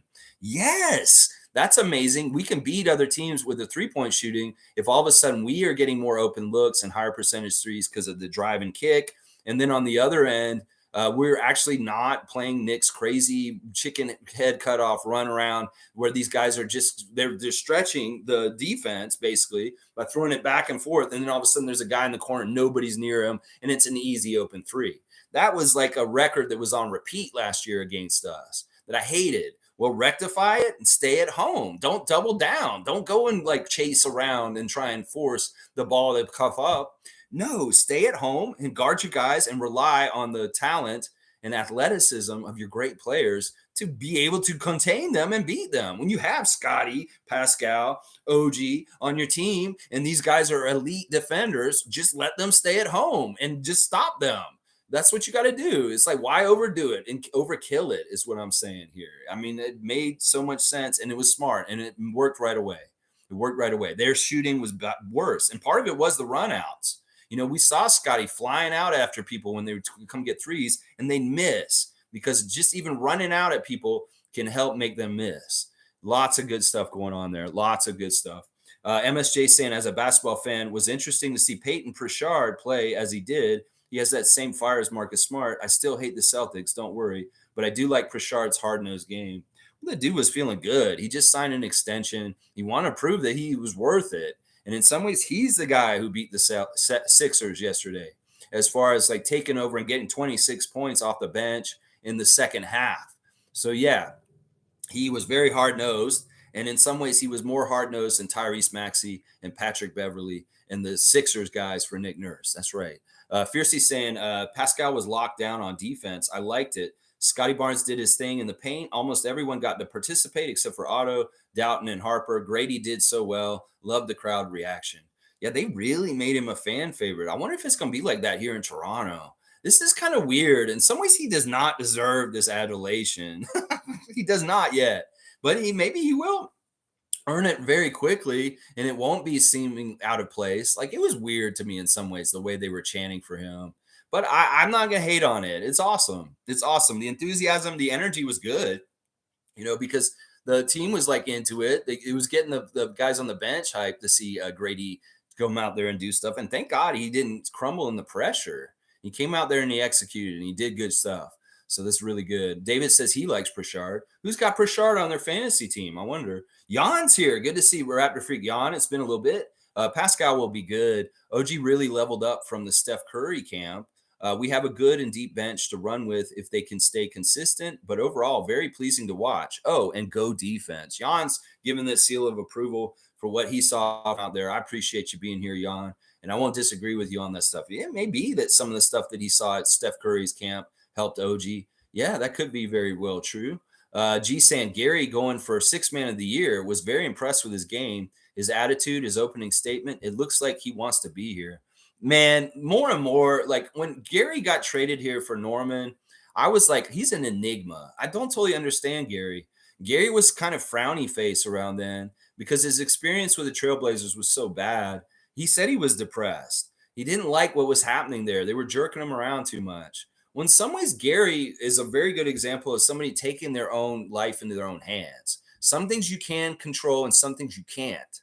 And one of the things you can't control is whether you're going to start or not. So what did Gary say? Well, I can control whether I'm ready to do either one, and I'm going to work my ass off and be ready to do either one and kick ass either way. The philosophy the basketball players should have is like, what? I'm entitled to start? No, you need to earn it. There's steps to this. And in some ways, Nick played favorites and let guys go around the queue to get things ahead of time that they shouldn't have gotten. I like what Darko said after the game. He said, Gradey, I wasn't going to put Gradey in the game, but they did really want him. But he needs to realize there's steps to this, is what Darko said in his post-game conference. That, Gradey has to go through the steps. And it's not just going to all be handed to him like some fans think, oh, Grady's going to start. Grady's going to be a rotation player. Grady's going to play 20 minutes a game. No, none of that. He has to take steps of development that make sense, that won't hurt him, instead of throwing him in the deep end and he can fail and then he's fucked up as a player for the rest of his life. No, you got to take steps and really develop guys in the right order of things. In some ways, I love what Darko did with his rotation yesterday because he showed that he values seniority. In some ways, I didn't like how Nick kind of shirked the whole idea of seniority. And you're a vet, you've been in the league for so long, you got to take that into account. Seeing Thad and Garrett Temple come in like they did, and Jalen McDaniels even, it made me see the pecking order in Darko's head, how he brought the players in. And it made you realize he values a seniority kind of like mentality of like, all right, I'm going to dote on these guys a little bit more because they've been around longer. Youngsters, your time will come over time. And in some ways, I agree with that way more than some of the haphazard like logic of Nick and how he would run rotations in his team and stuff like that. So Darko has a sense of a development path with the logical steps for our young players to get into things in the right way by earning them and not just giving Gradey whatever he wants or Marquise whatever he wants. These guys have to put in the work, prove it, and earn it. And in some ways, Nick lacked that kind of a structure in development to get the best out of his players. And that's something that I really liked about last night. Darko's sense of seniority and pecking order of things. In some ways, he's going to do things with Garrett Temple and Thad Young unconsciously. Like, I won't worry. These guys have been in the league forever. And that's really, really good. Really, really, really, really good. Yeah. Yeah. Gary's the ultimate pro, and I appreciate him. He's a real one. More and more I find out Gary really loves Toronto. And in some ways, his honor to us by coming in on his contract, he took his option. He could have opted out and went and got more money this summer, but no, he opted in partly because he really does want to stay here. And he's a real one. And he's willing to do what it takes for the Raptors to win, no matter what. And I am bigger and bigger fan of Gary Trent Jr. as his years with the Raptors go on. I really am. I didn't understand him when he first showed up in the end of the Tampa season, but in the years that more and more, I understand who he is. And he's an ultimate pro, and he's a real, loyal, dedicated Toronto Raptor. and I love him for it. I love him so much for it. Stillman saying, good morning, Raptor Freak family. Really fun game to watch. Darko's answer to Gradey getting huge crowd support. It was cute. Yeah, that was funny when Darko said that. It was cute. Yeah, I love that when he said that. And the people in the press room were laughing about that too. That was really a good little moment, Stillman. Thanks for bringing that up. Nameless saying our bench was outstanding. When was the last time we could say that? Well, this game doesn't really kind of matter or count for that. I mean, I can say that, yeah, we got some solid stuff. They really did help us come back in the first quarter. That unit but still, I'm not happy with Malachi. I'm very happy with Jalen McDaniels. Thad was solid. In some ways, the minutes that Thad played last night were Precious's minutes, and he probably should have been out there playing them instead than Thad. But, Shakina was very happy to see her husband out there get a lot of minutes. It's not like Thad didn't just played for a heartbeat. He was out there for like 20 minutes. Playing 15 minutes, 1 of 2 shooting, just 2 points, but he stuffed the stat sheet a bit. He had 3 rebounds, 2 assists, and a steal. So it's not like he was out there standing around, even though he didn't score a lot. And then, of course, the whole thing with Garrett Temple and Thad Young being out there are great for having young players. Like at the end of the game, Garrett Temple being out there with our youngsters, it just is good for teaching. In some ways, Garrett Temple. Darko's described him this way. He's like, there's only one Garrett Temple in this league, and we are so lucky and privileged to have him on our team. And it really is that this dude's a coach as well as a player. And when he's out there at the end of the game with that crew of Grady and Marquise and Javon Freeman Liberty and Mogi, he's coaching those guys during the game and keeping them kind of on an even keel and kind of helping them on the court. And that really does help. So Garrett Temple is going to be a huge, huge addition. He may not play a whole lot in certain parts of the year, but at times he may be that guy that's out there with our youngsters, kind of being in charge and helping guide them. And that's really valuable. It's super valuable, guys, because you can get a correction in the moment on the court right then and there instead of waiting or coming over to the coach. That's really good. You can talk to them at free throw line and tell them what they need to do a little bit better in the moment. And that's very, very good. Let's see. Cowboy is saying bench mob is back. Well, let's not get ahead of ourselves. Every time we bring up bench mob and we're going to get bench mob back, it's a mirage. And I don't want to do that, Bradley. So let's get some real concrete evidence that we have a bench mob again before we start using it again. This is kind of like chanting MVP for Pascal like 2 months into the season. Let's not do this too soon.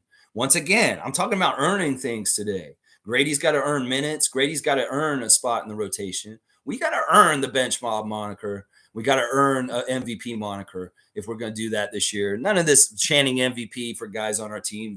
It doesn't look good. Let's just put it that way. G saying Mo has a ton of potential. He's very fast and aggressive.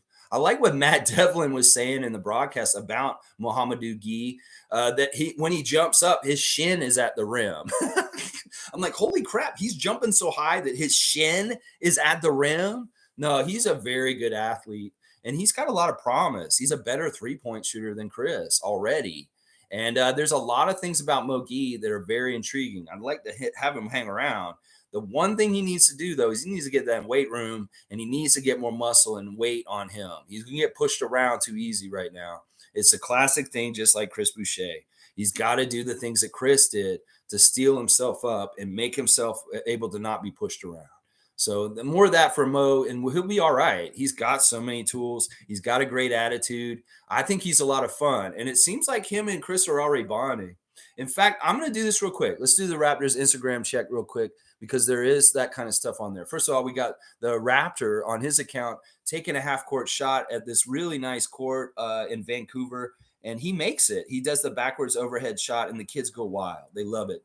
And there's Mogi with his highlights with Chris Boucher telling him to chill out, and he's like Twizzy, and it's like his crazy dunk that I was saying, like Scottie really liked this dunk because it's kind of like the one he did earlier when he just threw it down on them. Mogi doesn't give a shit. It's like if you're in his way, he's gonna get up over you and throw it on your head, and I love that. And we see Chris Boucher saying happy birthday to his friend God's Child 63. He's wearing the Raptor shirt, and then there's all kinds of funny clips of him with his friend. in goofiness. And there's a nice picture of him at the game. Some reason he's got Alex Len in the back of the picture, Chris Boucher. I'm wondering if that's a message about the short time that they were teammates in Tampa. Yeah, there you go, Chris. You keep moving on. He's putting Gradey on blast too. Love to see Chris celebrating Gradey. He's got stars around Gradey's name and a picture of him dribbling. And yeah, they loved Mogi and Chris posting each other's posts back and forth. Hilarious. Mr. New York City, of course. Marquise Noel is celebrating last night. He showed that really cool clip before the game of him coming into the locker room, seeing his jersey and his dress in his locker, and taking a picture of it. Marquise is wearing a classic Raptors shirt with DeMar and Chris Bosh and Kyle Lowry and Vince Carter on it. And, he's a real one. Dude, why is he wearing Raptors history on his shirt? Because he's bought in. He's Raptors Nation. And as Mr. New York City is so dedicated to New York, well, he's dedicated to Toronto right now. And I love to see that open gym moment of him coming in and seeing his jersey, his nice, fresh, clean jersey of his beginning of his NBA career. You go, Marquise Noel. I want you to be super, super successful. And what a great little clip. Very touching to see you get that jersey. Gradey is signing autographs for the Vancouver fans, and him and Jakob, they're signing the autographs. So cool. They love him. They really love Gradey in Vancouver, that's for sure. And then he's putting Dennis, put him on blast for his shot, and very cryy, loose is what Dennis is saying. Loose. And I love that. The shine that the veterans are showing for the young guys, Chris and Mogi, Dennis and Gradey. You got to love it. In some ways, listen, this could happen. Dennis Schröder is very close with Austin Reeves. They're very tight. In some ways, they have a bond. I'd like to see this kind of bond grow between Gradey Dick and Dennis Schröder over the years to come, because it seems like these guys have a passion and a fun with the game themselves. And they may be able to get that kind of bond just like Austin does with Dennis. May not be exactly the same. And Dennis is also showing the clip of him hitting his first three for the Raptors. Very nice kick out by Siakam. A big part of that is Siakam. Matt Devlin posting them in the layup drills at Vancouver. You love seeing the Raptors had really nice warm-ups on last night. I just like the gear in general. I like the NBA's stenciled Toronto Raptors basketball shirts that all the teams are wearing them in their own colors and their names and stuff. Looks really good. We see Nav Bhatia at the court side on his account talking about he's ready for basketball to be back. And of course, the Nav is going to be there representing our fans and representing our team in the best possible ways. All kinds of good stuff. Raptors official account, all the backstage stuff coming in. Scottie was wearing a Vancouver Canucks jersey coming into the game, and they were wondering about it. They were like, where'd you get that jersey? And he said, well, I saw it in a store when I was walking around Vancouver a couple of days ago, and I just bought it. But don't worry, I'm still a Leafs fan first, is what Scottie had to tell everybody. That clip of them coming in, Dennis was wearing a little toque, and he had a briefcase. And I was like, man, Dennis looks like a bag man in an action movie or a mafia movie or something like that. Dennis with his fit, it looked pretty good. But the Raptors were styling on their in-game coming in, styling stuff. So much good stuff happening around the Raptors, and so much good highlights on their social medias, y'all. Y'all go check that stuff out and support your Raptors online. DeMar playing against Damian Lillard, and their friendship is really strong. These guys really are, and this may be exactly why Lillard would not come and play for us, is how we did DeMar DeRozan and 5 summers ago may very well have been a huge reason why he did not come to us and he went to Milwaukee instead. It is what it is, whatever. All right, there's your Raptors Instagram check, y'all. Just checking in on the Raptors and seeing what they're doing on there. Well, we knew what they were doing. We saw them last night. That's right. Let's see. MSJ saying David Saborin, out of respect for the enemy, laugh out loud. He always seemed to roast our team last year. Yeah, who are you talking about, guys? Who are you talking about? Who roasted our team? Use the whole noun later on, too, because you know how it is here, Chris. Name was saying, we are a huge team, man. There was a point Sacramento couldn't touch a rebound on either end. Yeah, we're big and strong and fast. And in some ways, we've got studs all around. And if you have a tactician, a guy who really knows how to utilize players like that, like Darko, look out. Look out. What's not to like? Here we go. Monique is here. Good morning, Raptor Freak family. Stars of the game for Monique, the super fan, Lawrence, are Gary Trent Jr., Scottie, Dennis, Chris and Jalen off the bench. Okay, so she is just slightly different. She put Dennis in there instead of OG on mine. Hey, no problem. Dennis was fantastic too. Nameless is saying Malachi looked outstanding, much improved. I won't agree with this. I'll say that he looked bigger and stronger, but it was the same results from Malachi. 1 for 6 ain't gonna cut it, Nameless. I'm sorry. It just ain't gonna cut it. Nameless saying he's really taking a step forward. Nick was really suppressing him. Yes and no. I mean, I'll get it. Yeah, you were kind of right. But still, in some ways, Malachi is not stepping up. He's had opportunities over the past few years. Fred gets hurt. He does really good. Then he gets hurt. And last night, he had it wide open. He could do all kinds of stuff. And the thing that pisses me off is he misses open shots. That's the one thing he needs to be perfect at. Just like Gary, just like Gradey, Malachi has to hit his open shots. And when he misses open shots, I'm like, he's failing. He's failing. And yesterday, honestly, we didn't even get to see Jeff Doughton Jr. But if Malachi's going to be like this, I have no problem him being cut off this team. Seriously. Like, he's got to show me more. In fact, I have the opposite opinion of you right now. I see the same old fucking Malachi that I've seen for the last couple of years. And just because he got buffed up doesn't mean he's making his shot any better. That's the thing I care about. I want him to hit his shots when they're open. And that's the most important thing, especially since he's not really a good point guard in some ways. He doesn't set guys up in a very logical ways sometimes. So I don't know. I'm very down on Malachi after last night. In fact, out of all the guys last night, he's the one who disappointed me the most. Fiercely saying a bit worried about Marquise, truly rooting for him, but afraid his height may be a detriment. In other news, the Sixers lost in true 2022-2023 Raptors fashion, leading at first, and then the Celtics caught on. Yeah, that's something that we did a lot. We'd be winning the whole game, and then at the end of the game, we'd just lose. And, well, Nick Nurse's thing is doing that with the Sixers now. I'm a little worried about Marquise, too. He needs to be realistic about what he can do at his height in the NBA level. In some ways, he needs to really work on his passing and become an absolutely assist machine and steals. In some ways, I don't want him going in the paint. I don't want him trying to drive and, like, lay stuff up. You're going to have a learning curve on that. That's not a part of your game from college that you're going to be able to reacquire in the NBA quickly. In some ways, you can take open shots outside. I know you're a very good three-point shooter, Marquise Noel. So maybe your offense should be coming from out there and setting up other guys. Now, you should be a threat to try and drive. But in some ways, the help defense in the lane is not going to make you successful. And that's not a good idea. We've seen enough of it with Fred the last couple years. That in some ways, I don't want to go down that development road with Noel. I'd much rather him work on his assists and his three-point shooting than trying to go to the lane. Yeah. Nameless saying, I thought I heard Eric Flynn cheering last night. Probably. I mean, he lives in the Pacific Northwest. He probably jumped the border and came over there. Maybe Flynn just feels better now that a path has opened up for him, not stuck behind Lowry, Fred, or Doughton. Well, he better play better. We will have to see when Jeffrey gets his chance. I really want to see Jeffrey get in there. Now, if Jeffrey doesn't play in any of our games, he's going to get cut. That's just the writing's on the wall, and that sucks. In some ways, I feel like Jeff is a better player than Malachi, and I want to see Jeff make this team over Malachi. If you make me choose Masai Ujiri and I'm Bobby Webster, I would say let's cut Malachi and keep Jeffrey. Seriously. Let's see. MSJ saying, I think Flynn is going to have to shoot far better. And not turn the ball over. He looked pedestrian out there at best. I like Doughton better. See, Chris is echoing what I just said right there.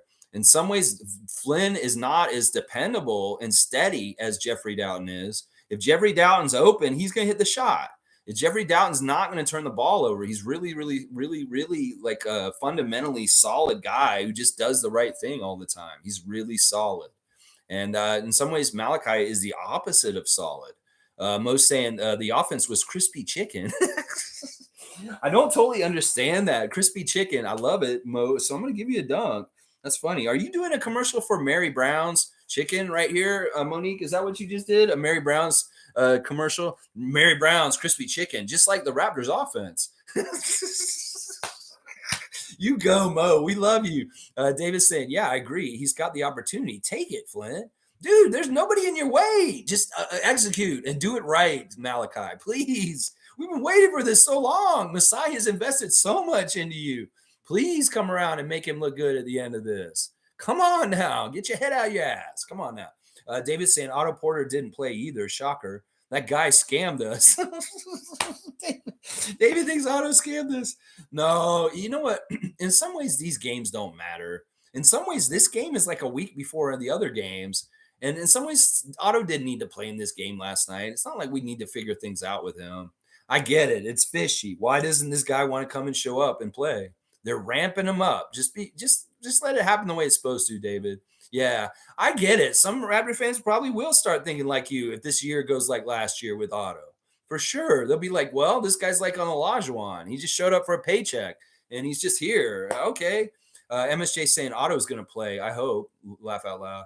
I think he'll play too. In some ways, it's a personal pride thing. In some ways, he may hear that noise, like what David's saying, and be like, I don't want people to think I'm scamming Toronto. I better go and earn my paycheck. Yeah, he's a pro. He's not like that. He's not lazy. He's going to want to come and play. Watch. G saying, I hope they use the same energy against Golden State that they do against Poeltl. Illegal screams all game. Oh, you mean the referees? Well, these new rules about freedom of motion are new, and they will cause more offensive fouls. So, yeah, they better be calling everybody the same. You're exactly right. As far as my ref critique for yesterday, I thought they were pretty good. Marc Lindsay is a nice guy, but he can be an asshole. Trust me. Sometimes he's very, very good crew chief, and like he was last night. He was very good. But sometimes it depends on who we're playing. Once again, Marc Lindsay's in the Philadelphia referee mafia. In fact, he may be the leader of it right now. And so is Aaron Smith, the second rep. They're from Pennsylvania. They're from that crew that's old school, like Steve Javi, and all those motherfucking reps came from the same place. It's really weird. So when we're playing Atlantic Division teams, we do not want Marc Lindsay to ref. Whether it's the Sixers, the Knicks, the Nets, or the Celtics, we do not want Marc Lindsay reffing us because he will favor the other team because he does have a bias to that geographic region. Let's just put it that way. Dannielle Scott, a very different ref for us than her first couple years. She's much more nicer to us. She was very, very cruel and mean to us in her first couple years, but she's come around. Got hit on his layup in the fast break by Duarte, I believe. And he came to Dannielle and he said, what, hey, come on now. Why wouldn't you call that? And I was like, man, if anybody can get through to Dannielle Scott, it's Gary Trent Jr., Thirst Trap. All the women in Toronto love him. So I'm wondering, like, if Gary's pleading his case to Dannielle, if his good looks get him any favor. Because he's like, I watched that part and I'm like, and it's like, man, I feel like I'm watching an R&B video or something like that. The guy's pleading his case to his woman because he did her wrong or something like that. And it's like, Gary's just like, come on, please. What, you didn't see this? That man hit me from behind when I was trying to lay it up. Come on, give me the call and one. You know, it was interesting. Let's see. David saying at Raptors superfan mode, the greatest crispy chicken. Yeah. Mary Brown's crispy chicken. We're doing advertisements today. G saying Jalen. It's Jalen. We got to realize the difference. Jaden McDaniels is the Minnesota player. Jalen. We have Jalen, like Jalen Rose is our guy. They're brothers, and they have the same name except for one letter. So, G, make sure you write it in. It's Jalen that's on our team. Jaden is on Minnesota. Looks like a great pickup. He lets the game come to him. He's already showing promise.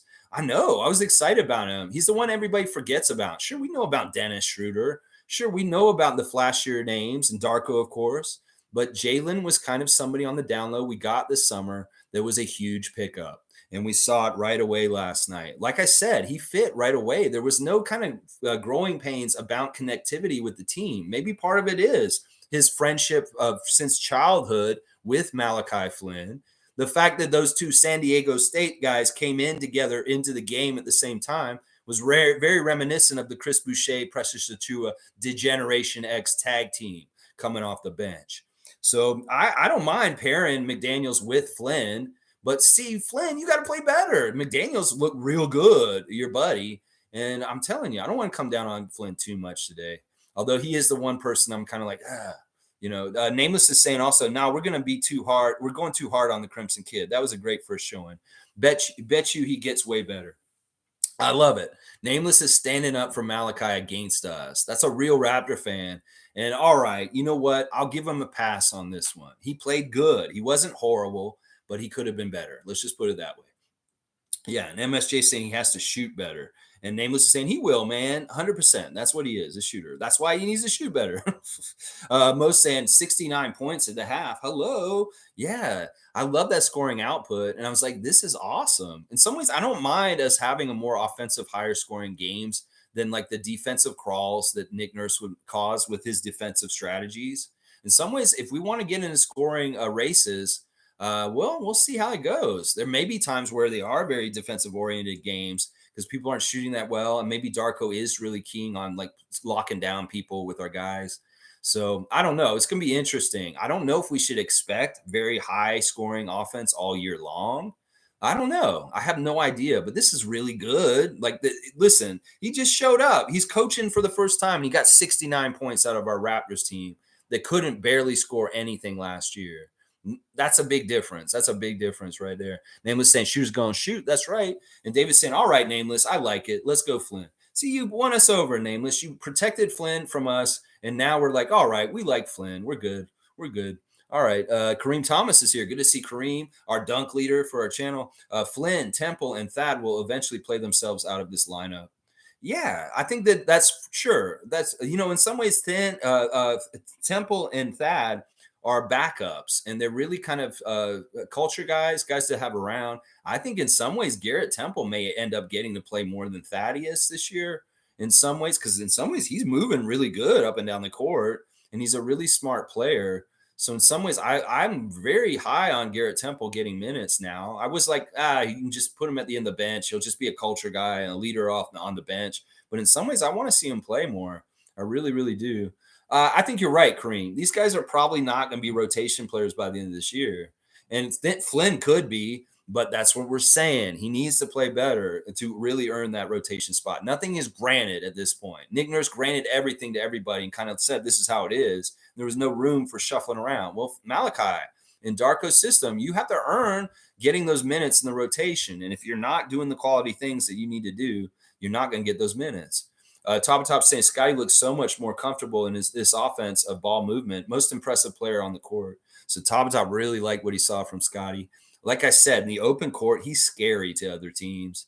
And I love how aggressive he was. And he's very directed with his brute strength force as far as like coming at them and how he shoots it and how he puts it in. There's so much Kawhi in those first two shots he made around the basket. So much Kawhi. Look at how he backed them down and how he went up over them and it rolled around and fell in. That is Kawhi shit right there. I'm telling you. Then people were laughing at me when I said he's going to be like Kawhi Leonard when he was a rookie. And I'm like, I saw the flashes of this. And I said, y'all, he's going to be like able to score like Kawhi does, unstoppable, and nobody can do a damn thing about him. Seriously, they can't. They can't do a damn thing to stop him.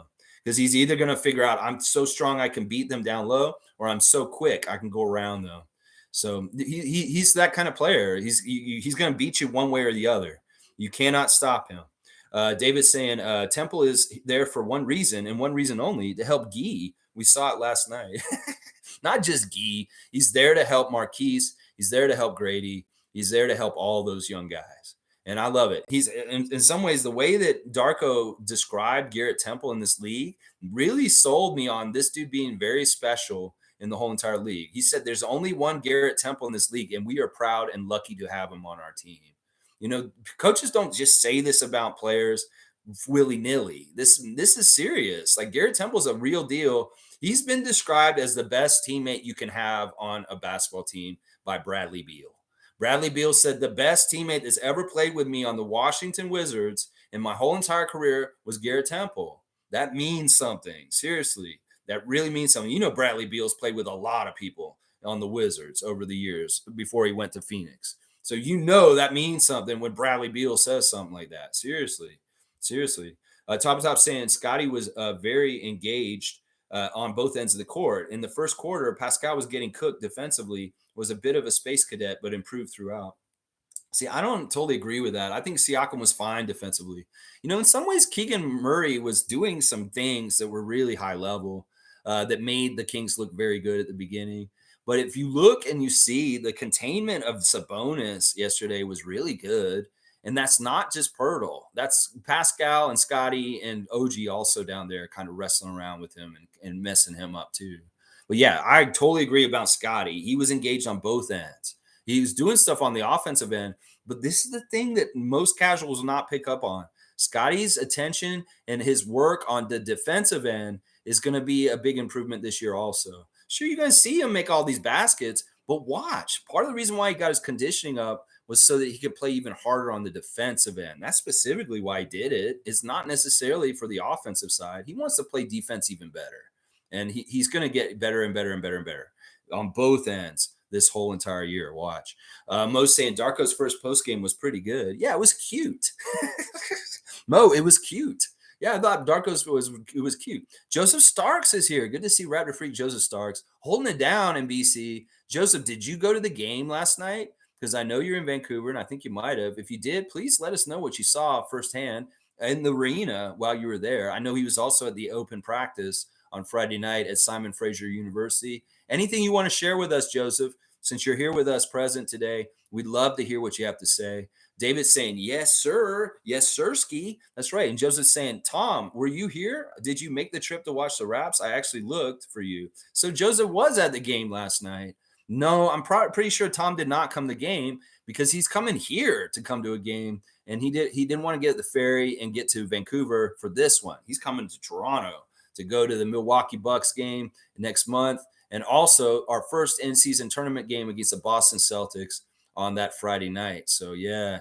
Name was saying there's no way Masai keeps Flynn around unless he believes in him still. There's just no snowball's chance in hell. He's just got to do it right now. In some ways, the time is running out, Malachi.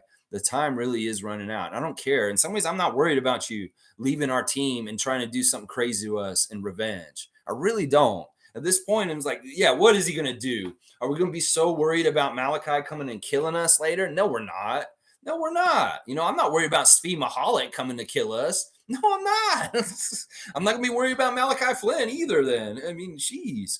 Trevor J saying, I can't get enough of last night's game, so I'm going to watch it again at 10 o'clock on Sportsnet because I have my Fire Stick with me. There you go, Trevor J in the U.S. and Columbus, Ohio, loving the Raptors game last night, and he has to watch it again because he loved it so much. Tom saying, no, Joseph, I was pigging out at a family dinner wondering why there were so many empty seats. Were there empty seats at the game last night? I seemed like they had a good crowd and it was pretty filled up. I mean, they sold the game out. If there were empty seats, Tom, we know what this is. It's the resellers. These idiots that buy up all the tickets and try and sell them at a marked up price to us, they realize that they're not selling all the tickets, and maybe that's why there's empty seats. Because these resellers, these bots that never even intended to come to the game, that buy them all up, they don't sell all their tickets, and then that's how empty seats start happening. So in some ways, organizations like MLSE, they need to figure this out because it doesn't look good in the arena to have empty seats. And we are sick of paying marked up prices just because of bot farmers and ticket resellers who think that's some sort of legal or right way to make money. What the fuck is that? Fuck all y'all that are into ticket reselling. And that's all you do. Like there's some guy who brags about it in Toronto. It's like, yeah, I made $30,000 off ticket reselling on Raptors tickets, Leaf tickets, and concerts last year. I'm so proud of myself. How the fuck are you proud of yourself? Getting in the middle and becoming a middleman that doesn't necessarily need to be there just to fucking get a chunk of money that you didn't earn for nothing? Fuck you, ticket resellers. That could be why there were empty seats in that arena, is what I'll tell you right now, Tom. Wayne Strainer saying the third string all played together, which would not happen in a real game per se. Only Nick Nurse would do that in a league game. Pascal's defense was intense, and that's real trouble for opponents. He's not working so hard to carry our team on the offensive end. Look out. Siakam may look like more like OG on the defensive end all of a sudden. Seriously. Yeah, the end of the game was ugly, but it really was just to get these guys a taste, and it was within, like, we had a good lead. We weren't in trouble. So there was no harm, no foul, although they did come back. In some ways, I wanted to see a 30-point margin like last year against Utah, but it wasn't in the cards, and it became a 13-point margin. And it shrunk instead of getting bigger, which is too bad. Top saying Flynn still looked lost to me. Hopefully he uses this preseason to work out all the kinks, but with Doughton, Javon, and Noel, he may not have much time. Yeah. Yeah, in some ways, he's got to be thinking about this seriously. Joseph's saying, yes, too many empty seats. Blame Thanksgiving for that. So many takeaways. We want Deke was the chant. They were saying we want Deke. Okay, so it wasn't when we want Grady. I was wondering about that. We couldn't hear it through the TV. I was like, are they saying we want Grady? We want Grady? No, the Vancouver fans of all genders and types were saying we want Dick. We want Dick. We want Dick. Phrasing, Vancouver. Phrasing. Hello. Maybe Scottie and them were laughing about it over on the bench. They're like, can you hear what they're saying? Oh my God. And Darko's like, "Oh, you want you want Dick? You want Dick? I'll put Dick in." Phrasing, Lex. Phrasing. Ah. Oh my gosh. Joseph's also saying he actually faded to the left on that shot both times. Looks like his signature move. I was so happy to see he has a go-to move. There you go. Joseph Stark's already saying from eyes in person at the game that it's a signature move, that Gradey fadeaway to the left. Love it. I love it. I love it, Joseph. And tell us more, please, sir. Please. He's also saying I was tied at 35 at the end of one. I couldn't help but think this system makes us go at our own pace. We won't be playing down to teams' level this year. I love it. An astute opinion by a learned basketball person, Joseph Stark, seeing it in person and understanding this pace that we're setting and the way we're doing things may be very beneficial for our team this year. I love it, Joseph. I'm so glad you got to go to the game last night, and thanks for joining us today to talk about it. Nameless is saying Gary looks so comfortable in a bench role. He's comfortable in any role. That's the thing, and it's insurance too. God forbid we lose one of our starters to injury. Well, Gary can step into that starting lineup, and we won't miss a beat. So in some ways, there's nothing not to like about Gary's situation, and he's positioned himself as a very crucial player for our team. It doesn't matter if he starts or not; he's going to get to play, y'all, and he may be one of our most important players this year. Mo's saying, I love how Darko appreciated Pascal on the bench when he sat. Yeah, this is a stark contrast from Nick Nurse's hard ass, tough love approach. You know, Siakam comes in, and this has been a difficult week for him of adjustments and like going away from him being the focus in some ways. And in some ways, Darko is really showing that he cares about him and that he's valuable to him. I've never seen Nick Nurse follow a player to the end of the bench and say something to him after they came out in that kind of way. That's the player's coach that Darko is. And that's the kind of good vibes and goodness that we'll have continue come with the team, because that's the leadership of Darko. In some ways, the leadership of Nick cultivated that really uneasy setting of our team last year. Really, really uneasiness. He in some ways motivates through fear. That was part of what Nick was doing. He motivated through fear to Chris Boucher. He motivated through fear to Precious. He motivated through fear to Gary Trent Jr. And in some ways, some of these guys, maybe they do better with a sugar instead of salt. Nick is what I'm saying. That's what I'm saying right there. Kareem saying Precious and Koloko would have crippled the Kings yesterday if they were present. Oh, that's just another whole level of more talent and problems for them. Definitely, Kareem. Definitely. Let's see. Nameless is saying it was really refreshing having someone that caliber off the bench. Yeah, we want to have a good bench. We don't want to drop off from our starters to the bench like we have had in the last couple years. And if we can balance the bench guys with Gary Trent being on the bench, that's a big, huge part of it right there. Stargate saying, leave Gary coming off the bench. We need that scoring off the bench. See, there you guys are seeing it. MSJ saying, so Koloko, is it long COVID? What is it? Will he ever return? I think it is probably some sort of like long COVID effects. I don't know. They're being super cautious with him, I guess. I hate this. In some ways, his ailment this year smacks of Justin Champagne's ailment at this time last year. And I know that Koloko's more valuable than Justin is, and he will be invested in having Koloko come here. It's not like he's going to get cut a month into the season like Justin did last year. But in some ways, I don't like him missing so much at this point in his career after his rookie year. He needs to be at Summer League playing. He needs to be at Rico Hines runs playing. He needs to be at training camp getting ready. He needs to be in preseason games, but he's not. And I don't like this. I don't like this for Christian. Nameless is saying, wow, Gary Trent Jr., effective, hot damn. Yeah, when I read his stat line, you were like, holy crap, he did do really good, 7 to 12 shooting. Yeah. Top of top saying Grady and Gueye looked the most comfortable as rookies. Gueye reminds me of young Boucher. McDaniels caused a shot clock violation, and they didn't want to drive on him. Yeah, that's awesome. I love that. I love that. Yeah, Gueye and Gradey look good. They did for sure. We the North Raptors. We the North is here. Good to see your name. I love it. It's weird symbols, but welcome to the channel. We live stream on the Raptors every single morning at 9:30. We've done it all summer, and now there's a game. Of course, I'm gonna do it the day after a game, but we'll be back tomorrow for Tuesday trivia. So 9:30 a.m. tomorrow, if you want to play some Raptors trivia, that's what we're doing tomorrow on the channel. G saying Gary has been doing multiple workouts a day. So far, you can see the results of his hard work. He seems very prepared, hence comfortable. This dude's an ultimate pro. He's not just a pro with how he carries himself and his attitude. He's a pro the way he works. And that's you can't, man. And the thing is, like, look, this was one of the things that happened last night. Gary got fouled on a 3-point shot. And Alvin was talking about how he gets fouled on 3-point shots a lot because of the way he does it. And it's a secret that all the best 3-point guys that get fouled on 3-point shots do, like Steph Curry, Klay Thompson kind of shit.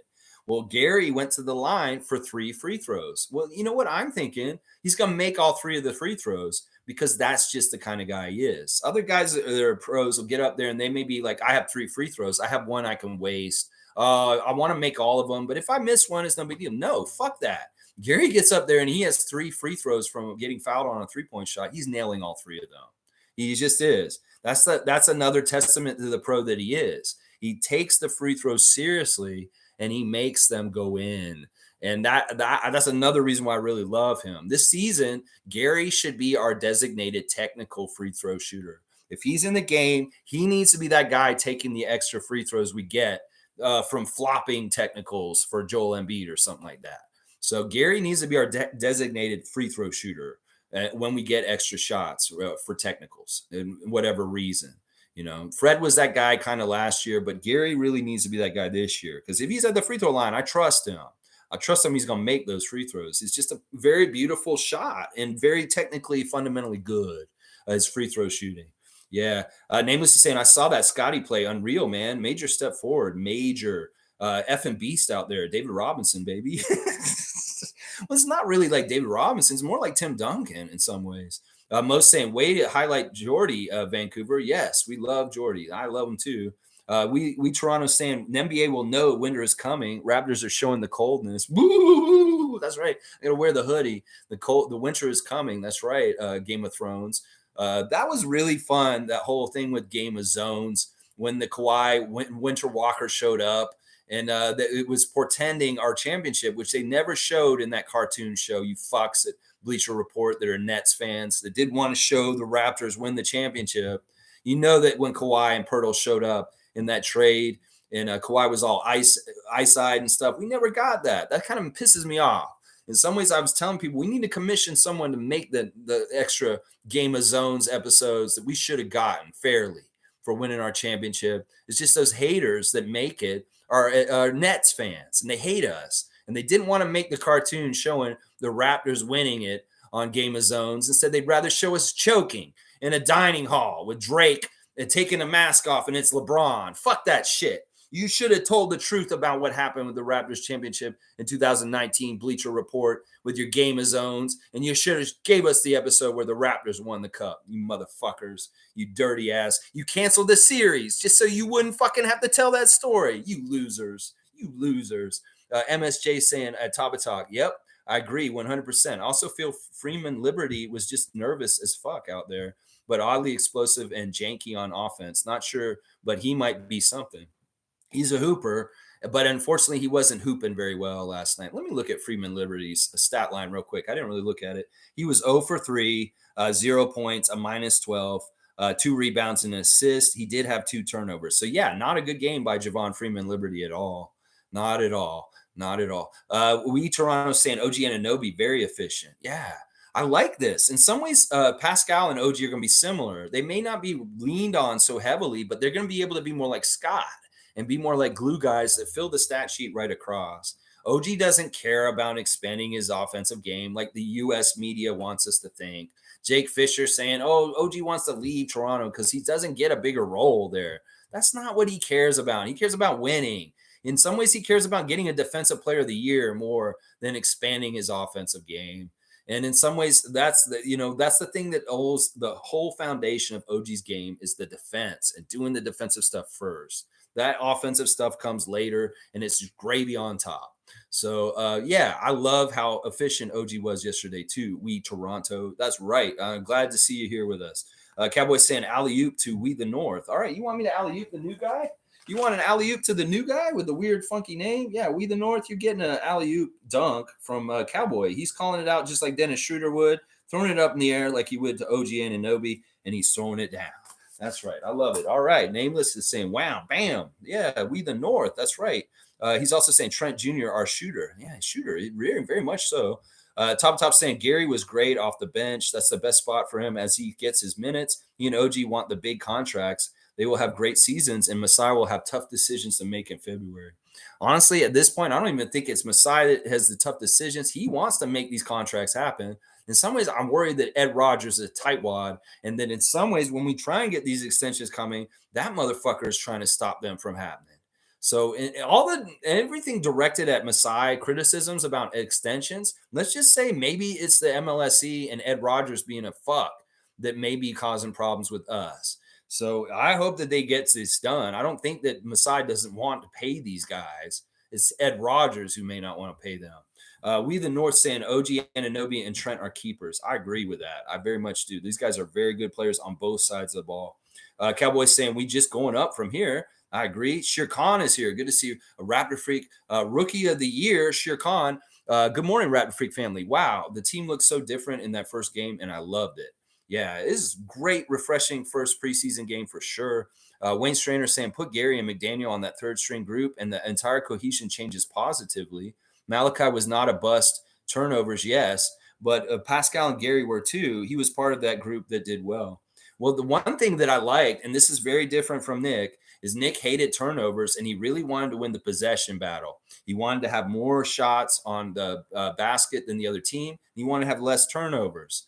Well, in some ways, we failed both of those Nick Nurse parameters, but we had an overwhelmingly successful outcome of winning the game. So fuck you, Nick. Yeah, they took 89 shots and we only got 75. But guess what? We shot 52% from the field for once. They shot 40%. And that's a big difference right there. We're getting better quality shots by being daring and sharing the ball and moving around. So what if we get 29 turnovers? We shot really high percentage and we outshoot them and we win. The three-point shooting itself is a huge thing.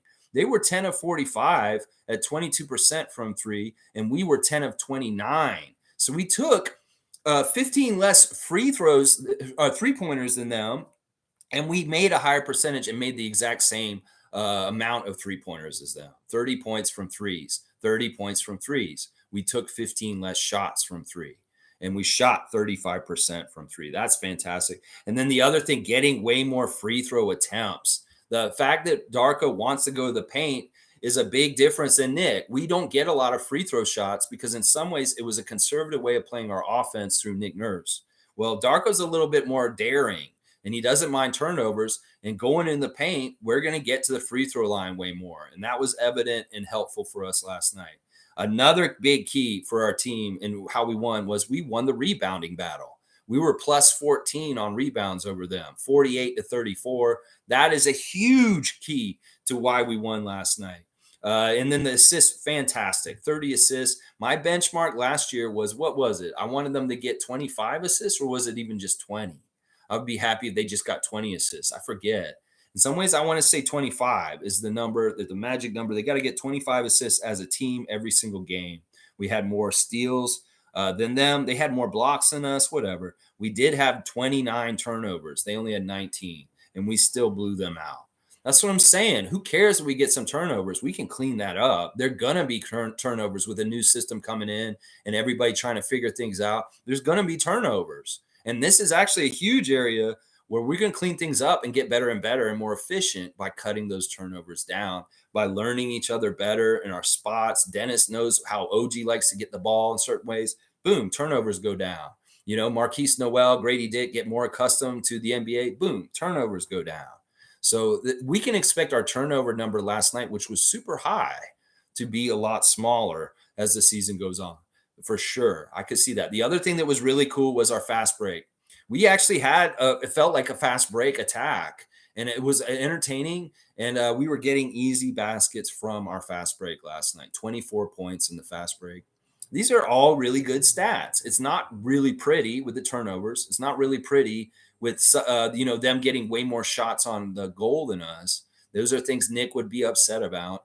But we took a lot of mid-range. We rebounded right. And we allowed the three-point shot to be more wide open in these reasons. And boom, all of a sudden we shoot a better percentage from the outside and we win easier in that way. In some ways, it's like Nick made us do all this crazy shit to try and win. That was crazy and it worked sometimes. But in some ways, was it all necessary all the time? No, it wasn't. And it may have hurt us in some ways for sure. Yeah. There you go. Let's see. We the North saying, I wish someone gets signed. Siakam, OG, Trent, can't lose them. We're not going to lose all of them. We may lose a couple of them or one of them, but we won't lose all of them. We're going to keep hopefully two or maybe all three of them. Kareem saying Scottie's IQ and Mamba mentality catching up with his natural talent. And when it does, we're looking at a superstar. My God, 15, 7, and 4 in 18 minutes. I don't even think we're ready for his takeover. I don't think the league is, but I am. I'm for damn sure ready for Scott to be one of the men in the league, like one of the absolute top superstars in this league. And he can do it. He can really do it. I mean, it's crazy when you put it that way, Kareem. You say 18 minutes, 15 points, 7 rebounds, and 4 assists. He only played 18 minutes. In some ways, that's a stat line Nick would have gotten out of him for 40 minutes last year.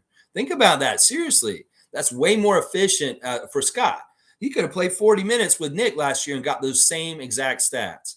Darko got it out of him in 18 minutes. There you go. David's saying, yeah, Mo, that was awesome when Darko walked over to him at the end of the bench to tell him good job. Pascal was smiling. He seemed flattered. I'm telling you, it feels real good around the team right now. Feels real good. Schröder starting. That's right. We love Dennis Schröder, and we want him to start. Ellen Schröder came out with our video of coming to Toronto yesterday. Very, very interesting stuff. They arrived on Friday. She's unpacking boxes all weekend. She had 2 big, huge U-Haul trucks full of boxes here. She showed them getting ready to come here. She came with just her kids, and and Joel was here too. And they're setting up the house for Dennis to come back today so that he can be back in a house that's already set up. She's doing all kinds of stuff as a loving wife to make Dennis's life easier so that he can focus on playing for the Raptors and being the best athlete he can be. I love you, Ellen. Thank you for doing this stuff for him. It's a really big deal. And of course, Junior Schröder is such a character. He's making me forget about Fred VanVleet Jr., which makes me happy. There's like one part in the clip from yesterday where they're outside and Ellen's trying to film and Junior's like, hey, mom, look at me. You know, those kids, like that kid on Mad TV. Look what I can do.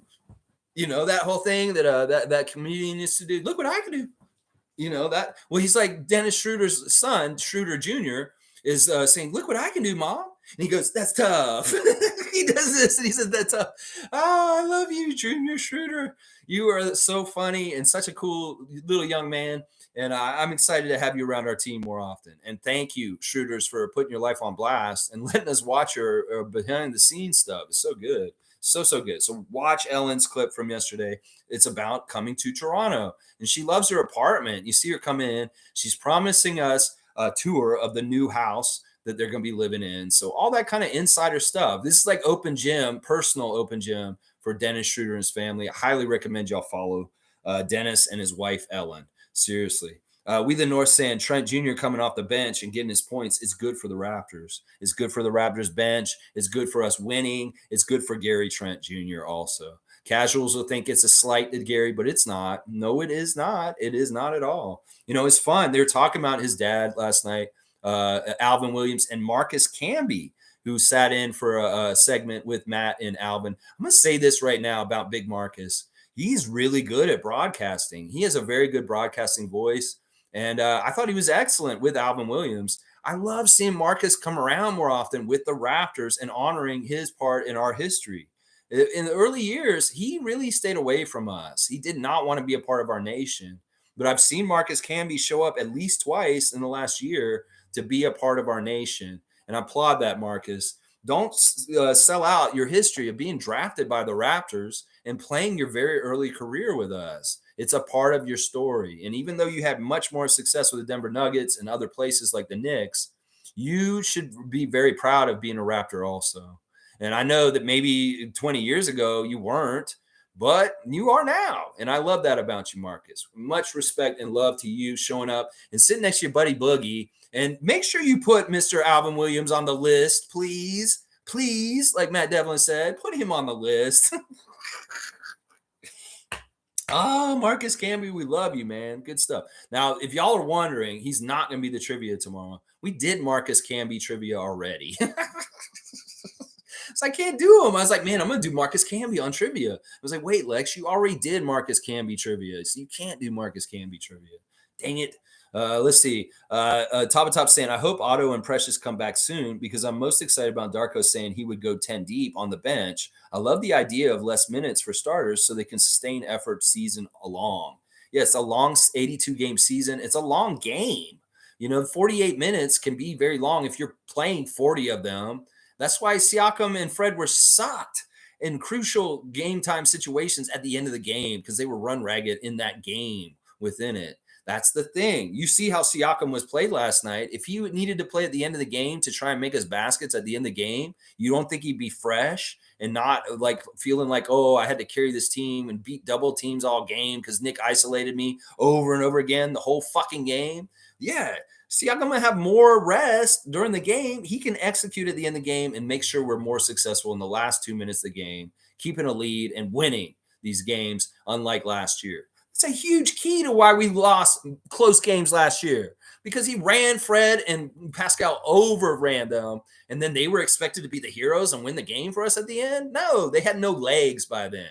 They were huffing and puffing and grabbing their knees. So thank you. Yes, top. I agree with this. And this 10-man rotation may not have to have these guys in it because there's different guys next man up that step up just in case. Otto and Precious aren't there. Well, Jalen McDaniels and Garrett Temple are there all of a sudden, something like that, or Thaddeus.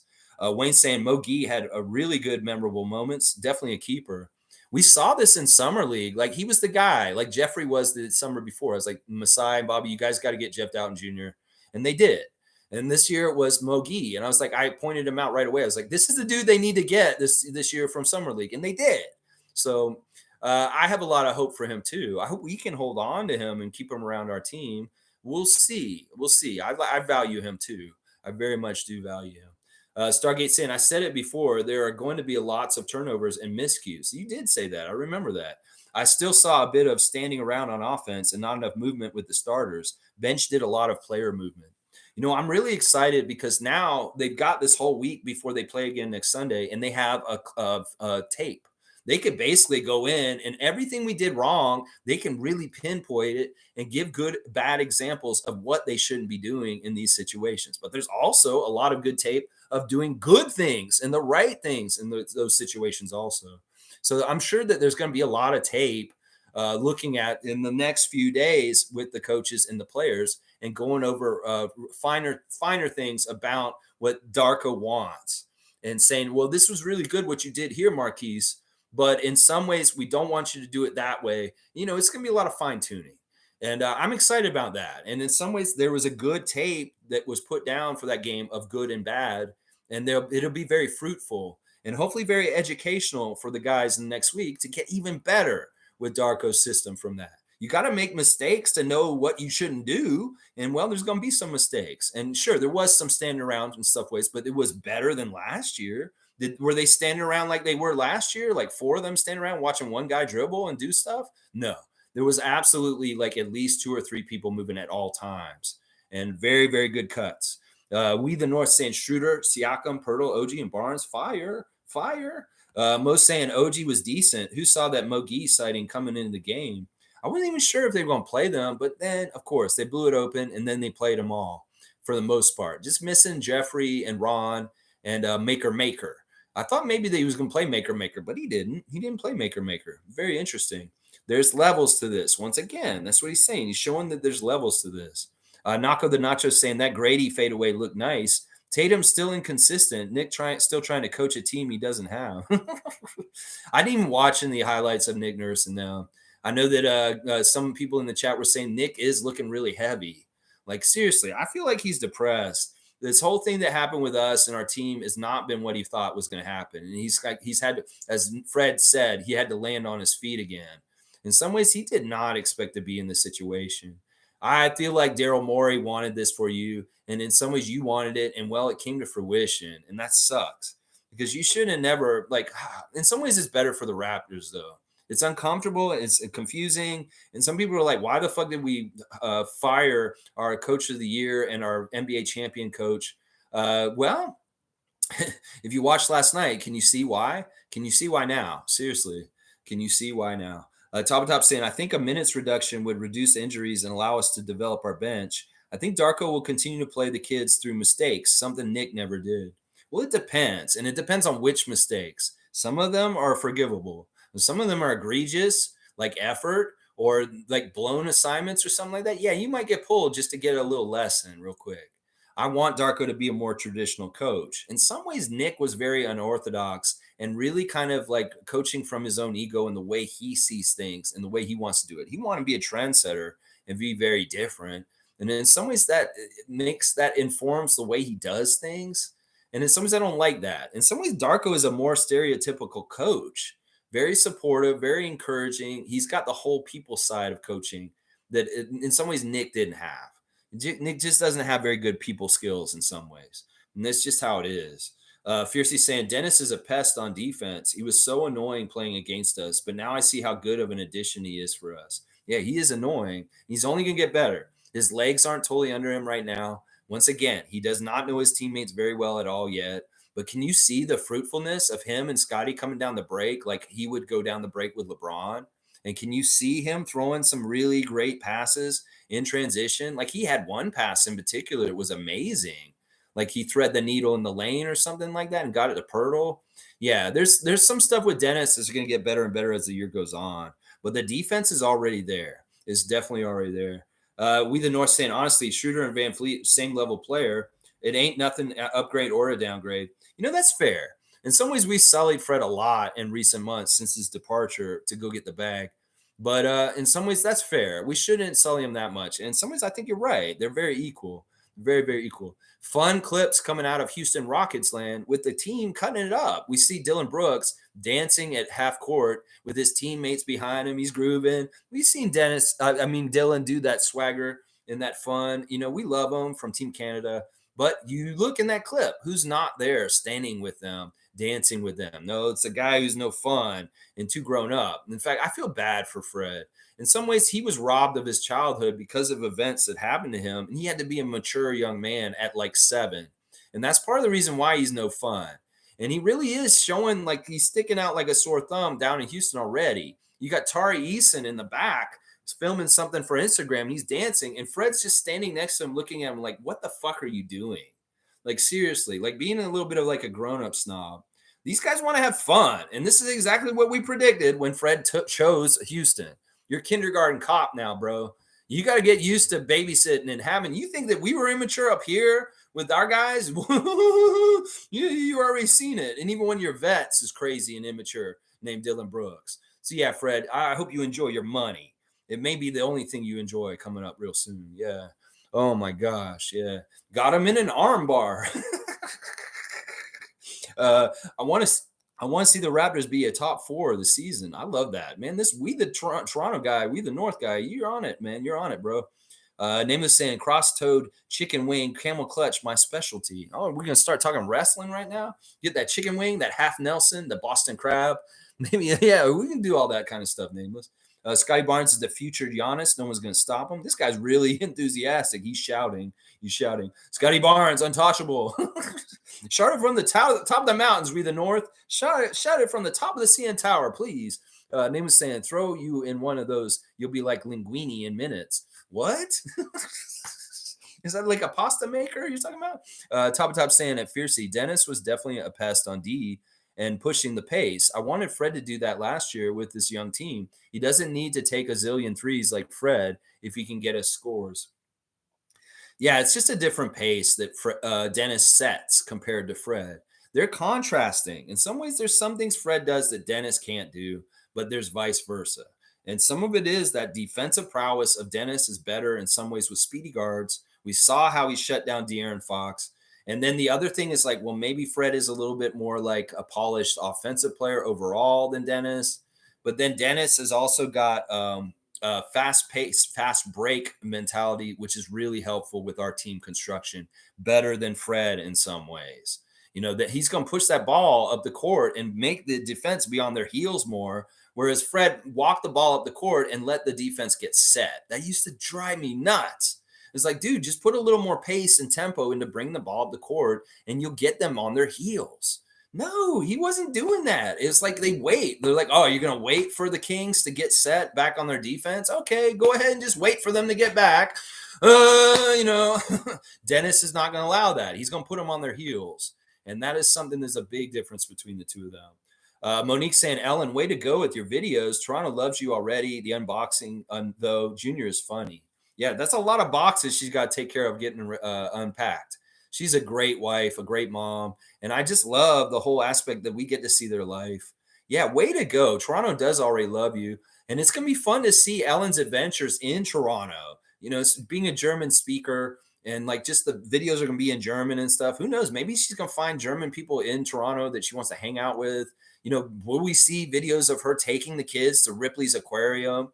Will we see videos of her shopping at the Eaton Center? I'm pretty much guessing, yeah, we're going to see all that stuff I just said right there because that's what they do. That's what they do. She has an addiction to those machines with the claw. She said she couldn't walk by this thing. Like she walks through like a fair on this latest clip. And she's like, I can't not walk by them. Dennis makes fun of me because I have to do these things. And she's like doing the little claw thing to try and get a Sonic the Hedgehog like a toy out of there. And she doesn't get it for a bit, but then she finally gets it. So that's what she's into. She's a professional claw machine toy getter. She's cool. She's very got a heart for animals too. Like the more we find out about her personality and who she is, it's a really cool, interesting thing. Really, really interesting thing. We the North saying Gradey Dick is special. Yeah, I'll agree with that. Top saying Dennis also didn't pound the ball. He moved it like he did in FIBA.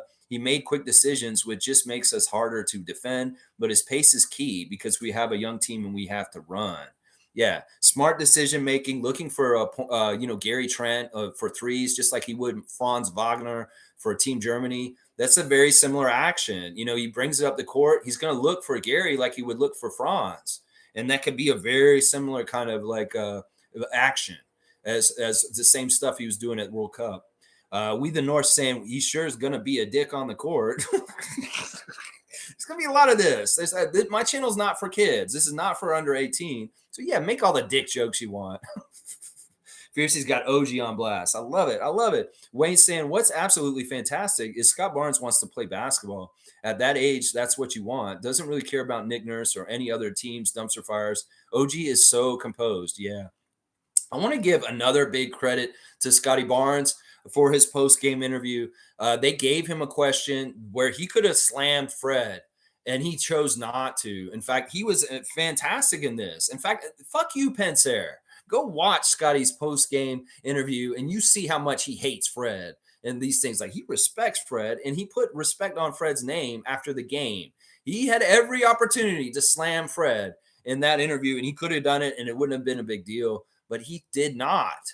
In fact, he has a high appraise for Fred, and a lot of respect for him. So there you go. Quit mischaracterizing Scottie Barnes and who he does and doesn't like on the team, because he loves Fred. He had the chance to stab him in the back last night in the press interview after game, and instead he stood up for Fred and put respect on his name. So there you go. I love that about Scott, and there's so much to like about Scott. He's a real one. He's a real passionate about the Raptors also.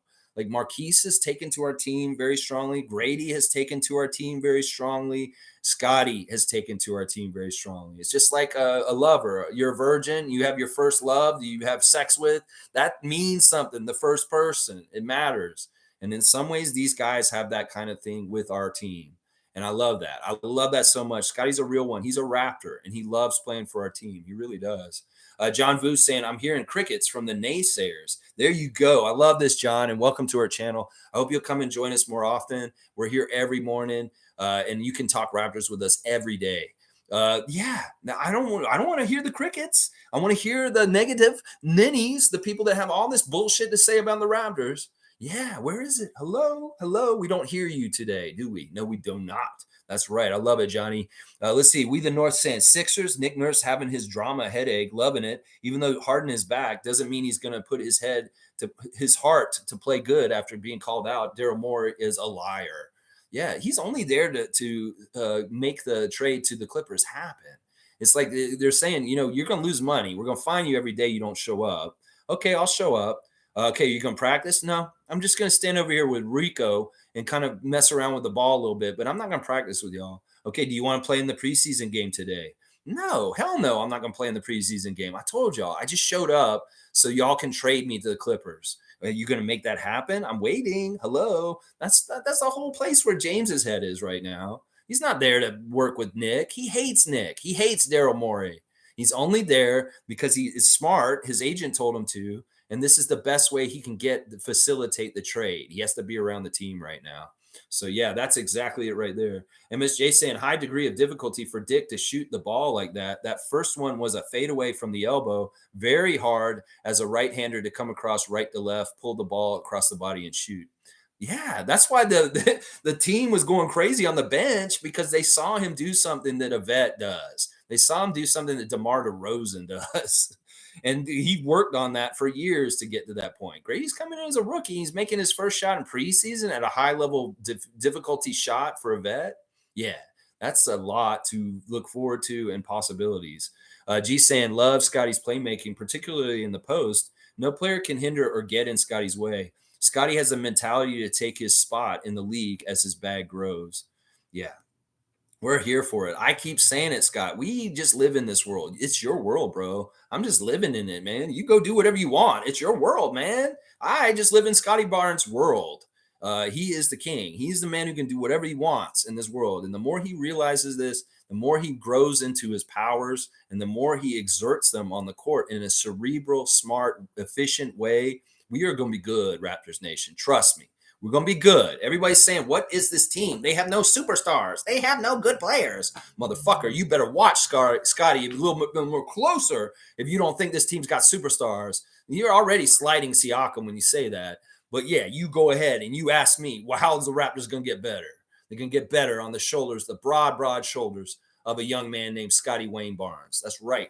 And you can tell me, to deny me that what I'm saying is wrong, that Scottie's a bust, that he's not going to be good. You go fucking watch that game last night, naysayers. Crickets is what we're hearing today. That's right, Johnny. We hear crickets. These motherfuckers can't say shit after what happened last night. That's right. The North is saying Dylan Brooks brings back his zesty dance. The Houston Rockets. Jalen Green loves it. Van Vliet is going in for it. We're going to be watching the Rockets and the Sixers with a particular interest this year. We really are. Name is saying, me too. I really liked his rotations. I thought that Darko was smart. I felt like he was playing the starters a little too long into the first. He played Pascal the first 10 minutes of the game and didn't pull him out. And I was like, oh man, is he going to do what he does that Nick does with Pascal? He's like, no, but he gave him a nice long rest after those first 10 minutes of the game right away.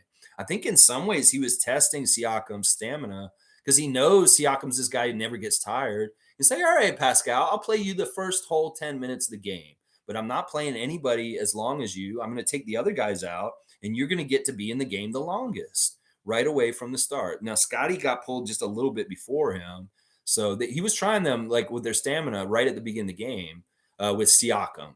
And I thought the rotation was really smart, and I liked the order who came in and the reasoning behind it and the frequency. And then you look at the minutes totals at the end. Iceman like Gervin, Minutes Police, you can't be upset about what happened last night. No, you can't, because they had it exactly right. We the North saying the headaches of Raptors are gone. Nick Nurse and short man Van Vliet. We got our aspirin. We took it. It's called Darko Rajaković and Dennis Schröder.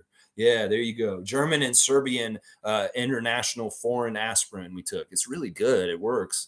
Nameless is saying 53 bots in the chat. Drop a like. I don't think these are bots. I don't know if people would sit in here if they were just bots. He's like, prove you're human and drop a like, per favor.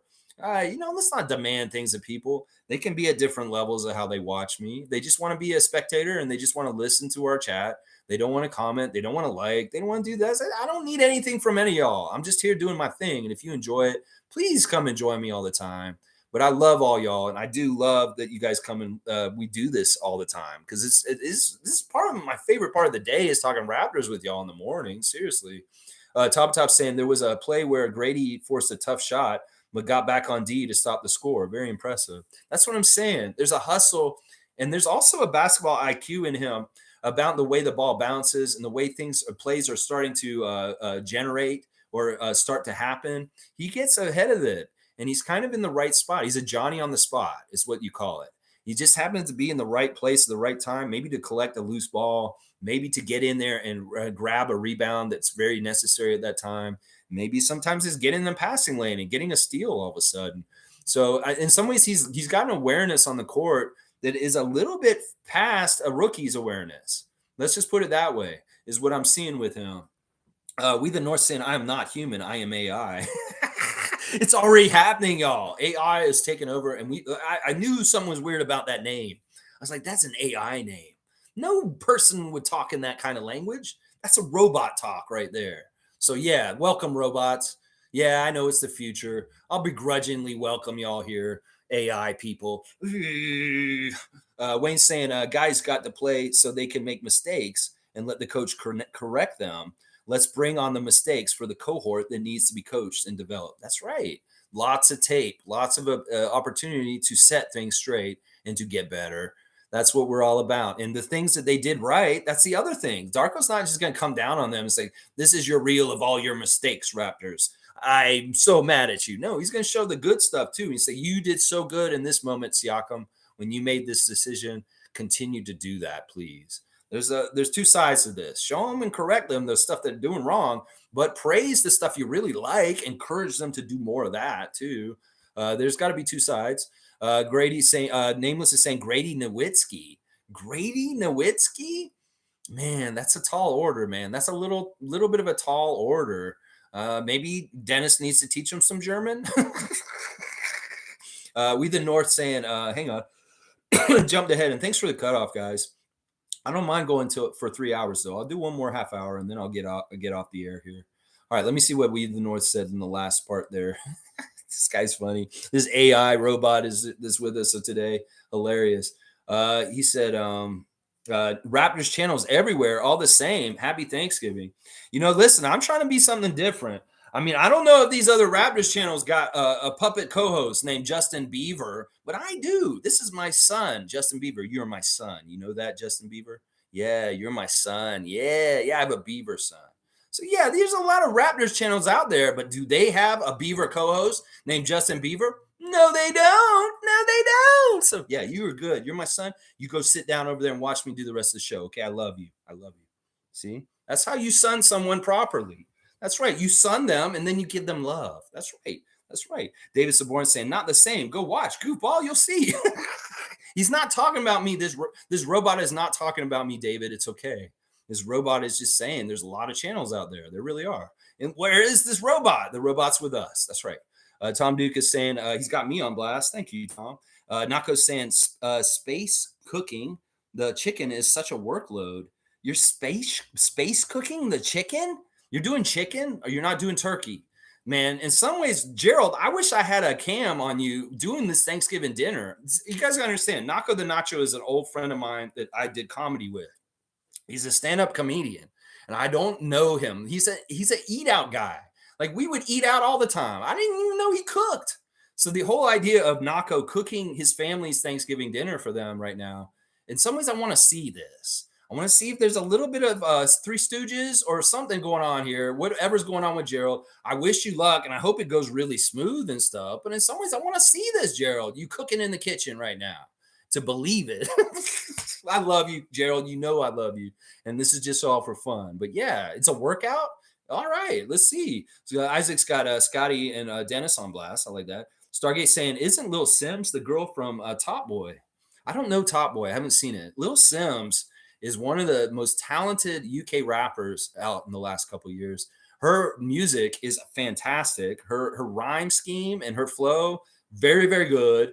And her videos are very, very like cultured and rich and like visuals and amazing stuff. Oh my gosh, she was like one of my top artists 2 years ago. Like she was on my list as the number one hip hop artist in hip hop 2 years ago, and that's out of all everybody, men and women. She is that good, and that's why I was like, man, I'm no slacking going to see Little Sim. Seriously. G saying, good point. He subbed Pascal and Scottie very well. He created spacing for them through his rotations. And he got time with like having ultra talented players out there with a less talented team around them. That's a bailout. Sometimes I hated how Nick had really non-talented teams out there all at once off the bench. It was not smart coaching. Leslie saying, good morning, Raptor Freak family. I love the fact that Darko played the bench way more. Good psychological win for us. Thank you, Leslie. We love you, Leslie. Always happy to see Raptor Freak Leslie in the chat. Yes, the bench play is much better so far this year, and hopefully it'll continue that way. I'm sure it will. Most saying Joel posted his Toronto video, not in English, with no sound. Awesome. Dennis will be fine. Yeah, this is the thing. German content makers with the Schröder family, you got to put the subtitles on there because we can't watch it otherwise. We want to watch y'all, and you can do it in German, but we need to be able to hear what y'all are saying through the subtitles. So, Joel, start doing that on your channel. In some ways, that's part of the reason why I'm not following him because he doesn't have closed captioning. Get the closed captioning, Mikey and Joel, please. Nameless is saying, oh, yeah, we'd be firing our coach every single year. Masai is a nut. Masai is more obsessed about winning than a lot of these guys are. You know, I am. Teresa Resch. No, I think these guys are obsessed about winning. Scottie is. That's for sure. Kenny's here. Good to see original Raptor Freak. Kenny. He's been here with my journey for the 2 years. Since I started this channel, Kenny has been here since the very beginning. We love you, Kenny. Happy Thanksgiving to you also. Cowboy saying, happy Thanksgiving, freaks. Thank you, Raptors, for giving us a win. Bam. I love it. Kenny saying, once those picks from Poeltl clicks, it's over. It's over. Yeah. Poeltl's got some stuff to watch with the tape and to fine tune and get right. There's a couple of things that they could do a little bit better. There was a little bit of a jankiness around him, but I'm not going to diss Poeltl in this. I don't think any of it was his fault. It's just in some ways, like I said, he's adjusting to some of the new rules. And then also it's like, it's kind of like it's all new. And in some ways he's going to look a little awkward. He's just going to look a little awkward. MSJ saying, I agree. There was a bit of Magic J out there last night. Yak needs time to get his new role he has together. And Dennis needs to start. I like that he fit. Such a contrast to Fred. He's like, they're very opposite. They're very opposite. But like We the North said, they are equal kind of players in some ways, but they're very opposite. Think about how much we're paying Dennis this year and how much Houston's playing for Fred. Bargain. That's what I'm saying right there. Yeah, Jakob's going to get better and better in the high post. There's a lot of critics of this idea, but I see this going to be successful. It just needs to be worked out and given a little bit of time to get adjusted and used to. Yeah, Monique saying, shout out to Marcus Camby being in Vancouver. Yeah, big man. Thank you for being there. And the back and forth between him and Alvin, you just see the love between two former Raptor teammates and their time being around each other over the years. Yeah, Marcus is awesome. I give him more and more credit. He's getting more happiness from me in Raptors Nation in our history the more he shows up and he does Raptor stuff. Country Con saying, good morning, Raptors freaks. Lex, where do I start? The defense after first quarter was suffocating. Jalen McDaniels switches everything and causes air balls and shot clock violations. Scottie is just scary. Yeah, these are good points. And yeah, you know, in the download, the defense was very suffocating. There were certain periods in the second half where Sacramento could not score for a while. There was like a whole 6-minute period in the third where they didn't score at all.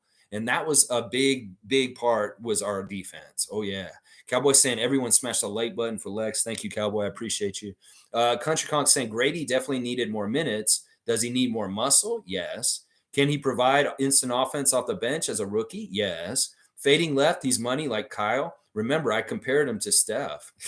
That's a tall order right there, man. That's a real tall order. And in fact, he's taller than Steph. In some ways, I'm trying to think of who Gradey would be like. Like if he grows up to be almost 7 foot tall, like if he's 6'11" in 2 years from now, like Scott, think about that. You know, if he just all of a sudden like grows to almost 7 foot and he's still that good, agile kind of shooter, that's part of the reason why we drafted him, because he has the promise to become an even longer and taller shooter at being 19. So I want to keep reminding people that these young rookies we keep drafting, they're so young, they continue to grow after they get drafted and their height goes up. Yeah. Isaac Campbell's giving the thumbs up. I love it. Let's see. Stargate saying, yep, Jalen looked like his brother out there last night with his defense and was really engaged in the offense. They did the same thing for Bruno. I love the fact that in some ways you can look at a Jaden McDaniels and say this is what Jalen will be like because he's a little bit ahead. But the thing is, our McDaniels is older than the other McDaniels. But maybe the path is just in a little bit like different rates and stuff like that. But their body type and DNA is so similar. The things that he's doing for them in Minnesota should be similar to some of the things that Bobby and Masai could expect from him here. That's part of the reason why we got him. They're like, whoa, we can just see what his brother's doing on the Timberwolves, and we can kind of like expect him to be similar in some ways. I think that's smart GMing and just kind of be like, well, his brother's in the league. He's really good. He could get better too. Well, let's do it, Infamous is saying, salute freaks. Great game. A lot of haters owe Masai an apology. Trust the process. I love that. I love that comment right there, Infamous. I'm going to give you a dunk because seriously, Masai has gotten so much hate in over time. I know a lot of it comes from Ed Rogers and his people he's paying as bots online to put him down and say, we need to fire him today. You motherfuckers, come into Raptor Spaces and start making those bot comments about Masai Ujiri and see how much the real ones like us come back at you and say, what the fuck are you on?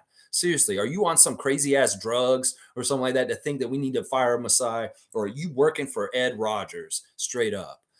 Are you Ed Rogers on a burner account? Straight up. Like him himself. That's what I'm going to start thinking with these people because they don't understand how good Masai is at his job. And the only reason why they would hate him is they hate him just like Ed Rogers hates him.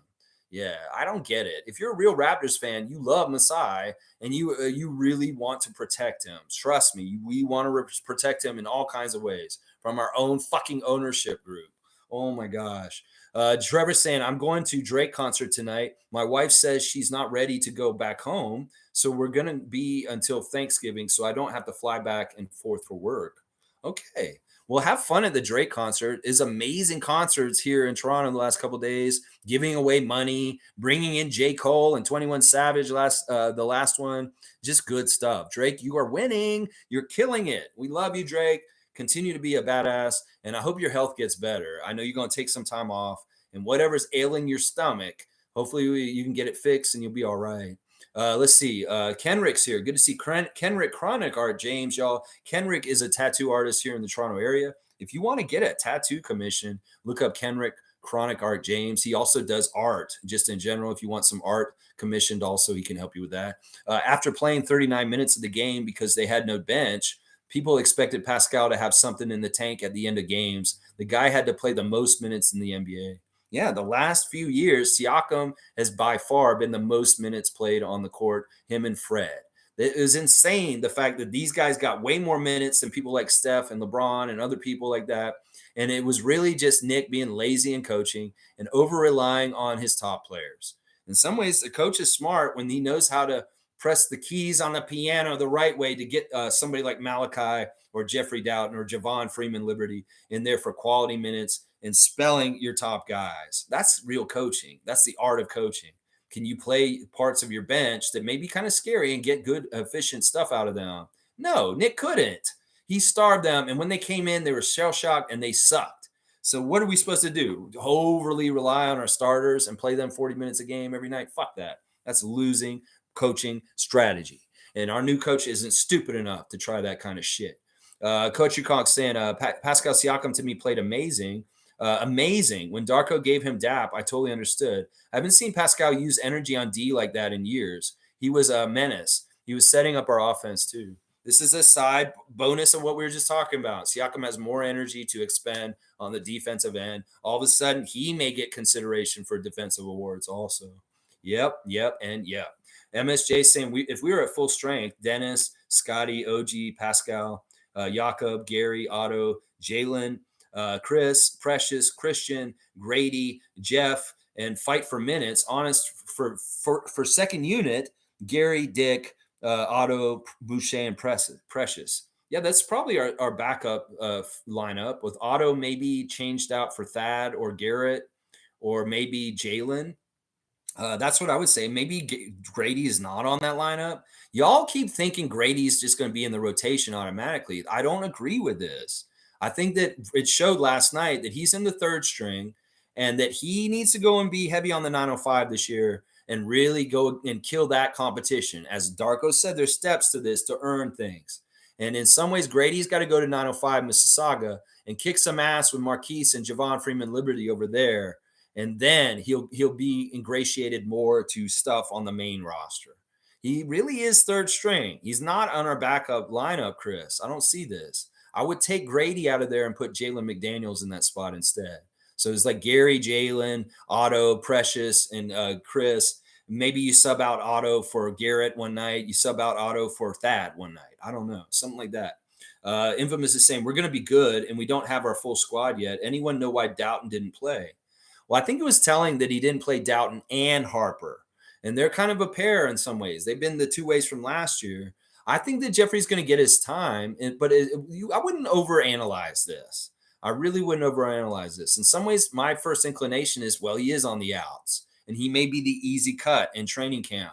But in some ways, I don't totally believe that. I think that in some ways, maybe he's making them more hungry. It could very well be that Darko wants to get Jeffrey and Ron to feel like they're behind so that they show him something extra when they do get the next chance. So I could see them playing in the next game next Sunday for sure. He's going to want to get a look at all of them at some point this preseason. So Jeffrey and Ron and Maker will get their names called at some point. Watch, they will. Top saying, let's be real, Lex. It's not loyalty why Gary opted into his contract. It's money. Him and his agent scoured the market, and considering he didn't have a great year, he decided to bet on himself. Yes and no. That may be part of it. I'll definitely say that that's a factor. But also, he really likes this situation here. And in some ways, the uncertainty of opting out really untethers you from the Raptors in certain ways that may not be safe. I think he did want to secure a bag with us specifically. He really does love being here. There's a loyalty here that you're kind of looking over top of top that is actually there. I can't tell you enough that, like, I know as a young person when I was young, my family moved me to Florida, and that's why I'm the way I am. I'm a Canadian born in Toronto, but I was raised in Tallahassee, Florida, and that's why I'm so weird. And when I was a kid and I came back to Toronto to visit my grandparents, I was like the Emerald City. It was like an amazing place that was just amazing. It made me love the city more because I didn't live here, and I wanted to so bad. So think about this. When Gary Sr. played for us and he would come back here, Gary Trent Jr. would come here as a child and he saw Toronto from a child's eyes, and he may have fell in love with this city just like I did. In some ways, there's things about Toronto that are very like Gary, cutting edge, very on top of like the latest things, fashion conscious. It's the same reason why Serge feels at home here in Toronto. So don't discount Gary's connection to Toronto and his loyalty to us. Do not do that. This man is showing loyalty like crazy. And I don't want you to say that, oh, it's just because of the money situation that he made the decision. That's not fucking true. There were other factors that are involved in this too. MSJ saying, is it McDaniels over Boucher? Going to be a huge fight for minutes. I think that Boucher's time accumulated with the other guys like Siakam and OG, it is valuable, especially when you have a new coach and a new system and a lot of unknowns. Sometimes you want to rely on guys that know each other, that are familiar, just for a safe baseline of being able to play okay. And in some ways, that is in Chris's favor. I've been worried about Chris in his place with Darko coming in, and I'm sure he's been worried himself. In some ways, nothing is guaranteed, and he works so hard to get his spot with Nick that in some ways he's like, damn, I got to start all over. Well, the things that Chris did on the court last night, as far as the rebounding and just a hustle and the energy, that's going to keep him in the rotation and him keeping his spot. That's basically what it is. If he has the results, he'll be fine. Now, Jalen is a good competition for him, but in some ways, they're not competing with each other. In some ways, these guys got to look at it. I'm competing with myself, and I have to be the absolute best version of myself so that it's undeniable that I should be playing. That's what good players think. It's like, oh, I shouldn't just be granted the playing time because I should be getting it. No, you earn it. And if you look like you deserve it, you'll get it, is what it is. There you go. There you go. Cool Cat saying, good morning, Raptor Freak family. Enjoy THZ. THZ, enjoy this. I think that's what she means. enjoy Thanksgiving. That's what she meant.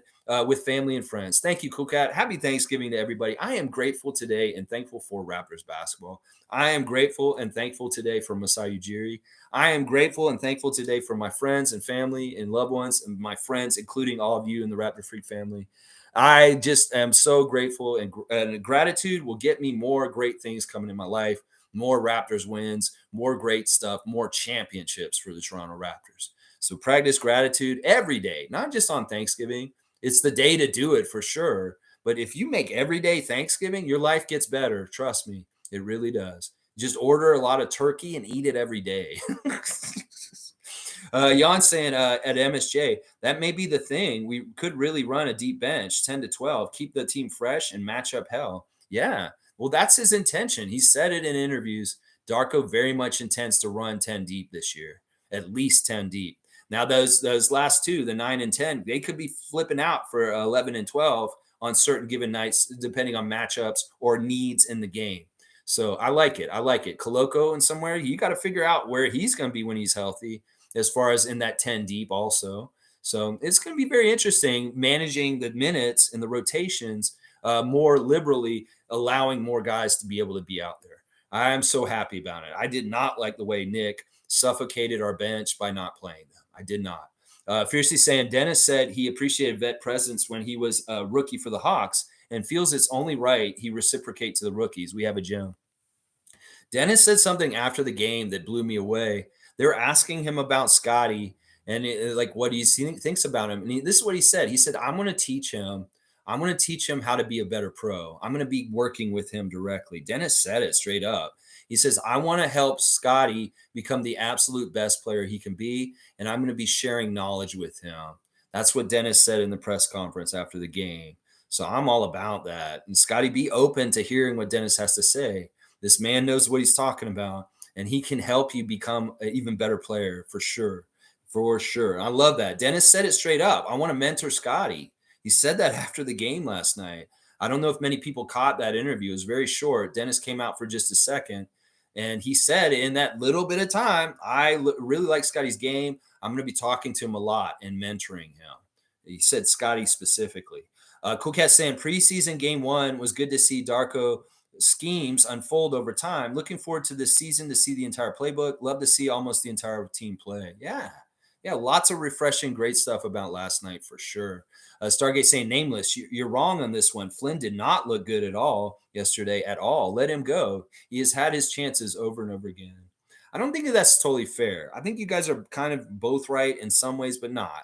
Malachi had good moments in some ways. I mean, he did have 5 rebounds and 5 assists, but his 1 for 6 shooting is unforgivable to me in some ways. So I do kind of agree with Stargate. But also, we got to give him a little bit of shine because he did play a little bit more of a complete game than some of the games in the past. I don't know. Randolph saying, happy Thanksgiving to our beloved Raptor Freaks most informative gang. Show gratitude by giving thanks for the blessings you have been given each and every day. That's right. Not every day is Thanksgiving, but you can make every day Thanksgiving with your gratitude practices. You can make every day Halloween if you want. Just dress up scary all the time. Woo! Every day is Halloween ministry. Bop bop bop bop bop bop. I'm doing all ministry also. All right, Top saying, I'm sorry, nameless. I don't know how you could watch yesterday's game and say Malachi played well. He was hot garbage. Turnovers, missed shots, and poor defense plagued him in prior years, and nothing has changed. You guys, I don't even know why you're disagreeing. You're both saying he sucked.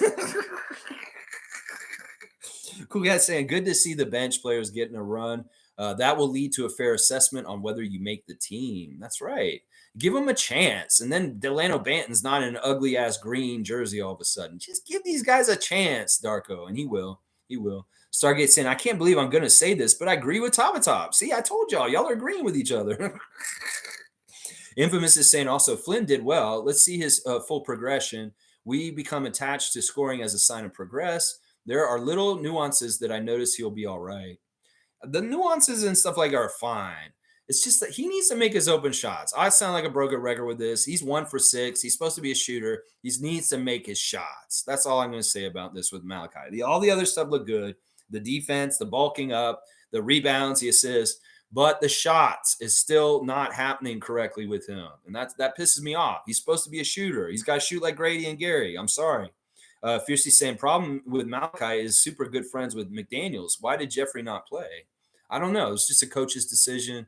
I'm sure he'll get in the next game. Maybe it's very intentional to make these guys have a fire lit under their asses to show even more when they do get that chance. It could be. Yeah, Malachi is very good friends with McDaniels, but that doesn't mean we won't break up that set just in case. It'd be nice if they could stay together, but if Malachi is not the right player to keep on the team, I want them to cut him. I'm serious. I very value Jeffrey Doughton Jr., and I do not want to make a choice of Malachi Flynn over Jeffrey Doughton Jr. if Doughton Jr. ends up having a better preseason by the end of this. If Jeffrey comes out and has a way better game than Malachi did last night, I'm going to be on Team Doughton for sure in this one. Jimmy Pope saying, I don't get the hate for Flynn. Doughton ain't much more of a better three-point shooter. We're just being mad and nitpicky at this point. Flynn is younger and has more upside. But does he? I'm not seeing the growth in some ways. I see it and I don't see it. He's frustrating as hell. Let's just put it that way. In some ways, Jeff does things that makes me like, yes, he's saving us. He's steady. He's really, really steady and efficient. In some ways, Malachi's not as efficient as Jeffrey is. He really isn't. I get it. We can agree to disagree on this. And I love your being the Pope of positivity for Malachi. But in a lot of ways, our criticism of him is warranted right now. We've seen the same shit year after year with him, and we're waiting for that breakthrough. What is this, year 4 for him or 5 at this point? It's like he's been in this league for a long time at this point. Oh my gosh. G saying Flynn was trying too hard and falling a ton, failing a ton, but he had 5 rebounds and 5 assists. So that is some progress. Yeah, I'll give him credit for that. Nago saying, I'll be positive with Malachi for preseason, but yeah, Jeff over Malachi. See, Nako will agree with that. Cool Cat saying we definitely miss Koloko, our backup center. I'm worried because Jakob alone is not enough. We need our second 7-footer. They were running Thad at backup without Precious or Koloko there. Thad was our backup center last night, and I did not like that. I don't want Thad running center for us. We got away with it against the Kings, but that's because it's Alex Len is their backup center. It could be a problem. Cool Cat's right that we need more depth at center in certain ways. Well, maybe if he was so worried, maybe Maker comes to that point. We'll see. Paul B saying Raptors looked awesome. Nothing to complain about. Yeah, no, we're being a little nitpicky, as some have said. I agree. But yeah, there is a lot of good from last night. And thank you, Paul, for your comment. Country Kong saying, I'll say this about Flynn. He was the point guard while the Raptors made the game-breaking run. This is true. If he gets cut, I'll be shocked. He's steady and a great shooter. Extra weight is hard to adjust, to ask Rudy Gueye. All right, this is a very fair point for Malachi's defense by Country Kong. The whole run in the first quarter that got us into the game and take the lead was directed by Malachi at the point. So that is a very, very good point. We're keeping things fair. All right. Point for Flynn backers right there. I will say that's true. MSJ saying at Yawn, 11-man rotation is the way to go. We're all used to guys playing 40 minutes a night. Maybe sanity will return, but I do think they will play Dick and McDaniels. Flynn won't if SB4 plays his second unit point guard. I don't know if that's like how they designate it. I think that they just have a point guard. The shortest guy who comes in later is the point guard, and Scottie just will do point guard stuff with them being out there like a John Paxson kind of shooter on the side. So I still don't think Dick is totally guaranteed to be in the rotation, just so y'all know. Let's see. Stargate saying, okay, Nameless, I'll give Flynn 2 more games to show me something. 2 more. That's it. And then he's calling Bobby. G saying, I am neutral on Flynn. Want to see him succeed and saw some things I like, but if progress is slow or he has hit a wall already, I'm good with any decision they make. I really thought they were going to cut him 2 years ago. I am shocked he has survived on this Raptors team to this extent. Seriously, it really is because Masai likes him. So, I really did think they were going to cut him 2 years ago. And once again, him being still on the Raptors means a lot. Fun guy saying Flynn does look like he put on weight. He may be okay for certain games, but yeah, this is his final showcase, to be honest. In some ways, we can kind of say that. I don't know. We'll see. Maybe he is safe and he's just guaranteed he's just going to be on the team. Maybe he isn't. I don't know. MSJ saying, I will say it. I don't think Flynn has enough. Sorry. We should just play with more ball handlers and have Scottie and Doughton who comes cheap. Don't offer Flynn a contract anyway and draft another point guard. Well, partly Flynn hasn't played good enough to get big money, so it's like he's cheap. He's easy to keep around because we only pay him like $3 million a year because he really can't demand any kind of salary because he really hasn't done anything yet. So in some ways, it's smart. It's a cost-cutting move. And I guess they're still betting on him to make a leap at that cheap cost, and that's why they're into him still. Fiercely saying they said it was sold out in 20 minutes. I watched the final overtime minutes, Grizzlies versus Pacer. It was in Memphis. It was super empty. That's the thing. These ticket resellers are going to fuck up attendances in buildings. They're going to make buildings look empty when they're not really, because some people are not going to pay those prices. And in some ways, this needs to be figured out financially and economically. The NBA and their teams need to figure out this is a huge problem. You want your arenas to look sold out and filled? Well, you need to get these fucking resellers out of the picture because they're sitting on a bunch of tickets. I'll tell you from my point of view, as a person that comes and buys tickets and comes to the games, I'm not buying from any resellers. And if a lot of us decide this together, they'll get choked out.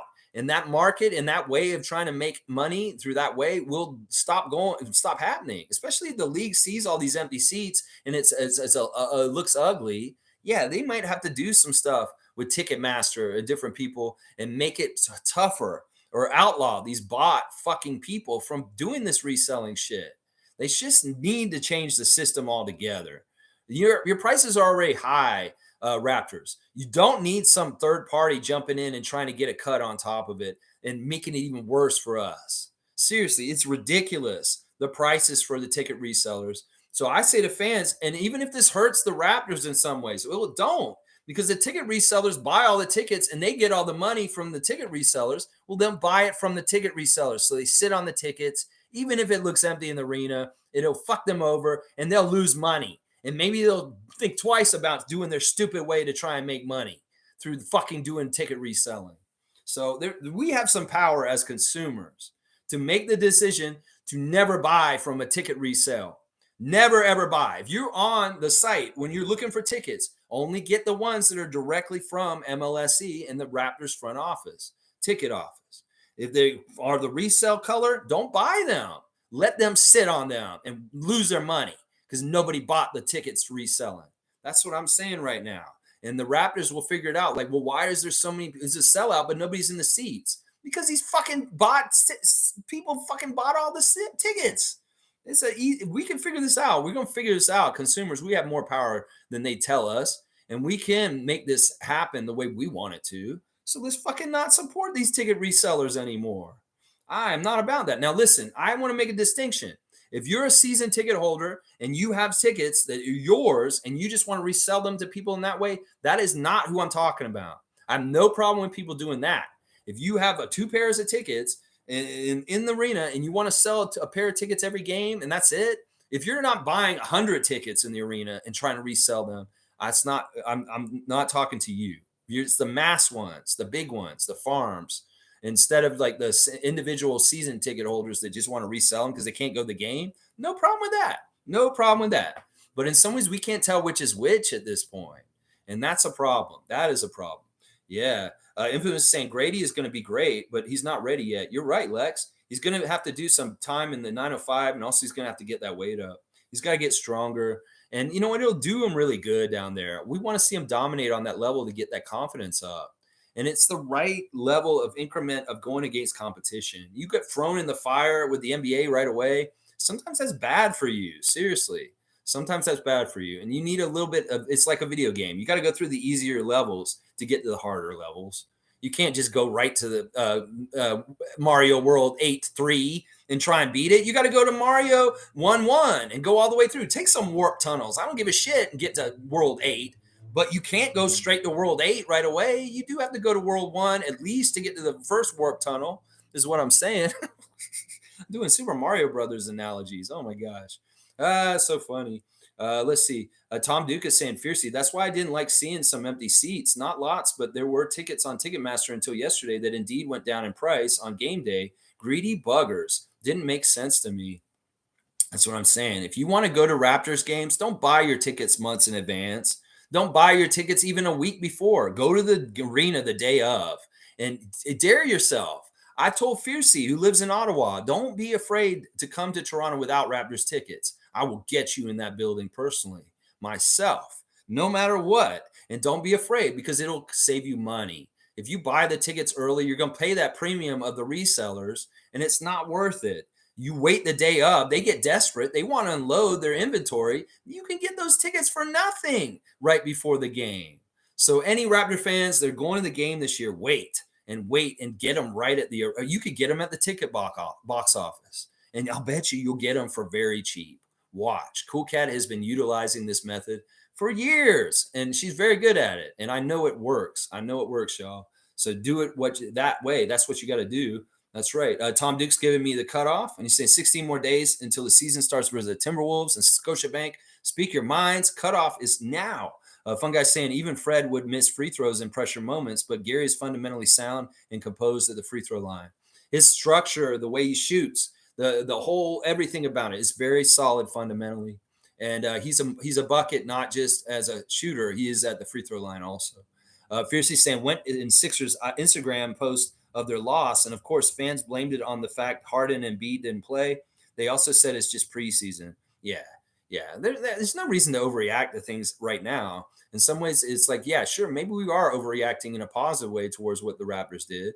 But hey, we forgive us. We've had the bad taste of DeAndre DeRozan screeches and the Chicago Bulls humiliation loss of the play-in, and now we got something new to think about right now. We can be enthusiastic about it. I love it. Yeah, in some ways they're right. They were missing their two big star. Well, one of them. They're one big star. The other guy's not going to be there for them. They shouldn't be talking about missing him. Seriously, he's not going to be there. Don't even act like you're getting him. Seriously. And they can say, yeah, it's just preseason. Well, that's what I would have said last night if we lost. It's just preseason. A.O. Gorman's here. Good to see A.O. Gorman, a new name. We're here every morning at 9:30 talking Raptors. Raptors clone Pascal and Boucher. I know Mohamedou Gueye does really have a lot of characteristics that are similar to Chris Boucher.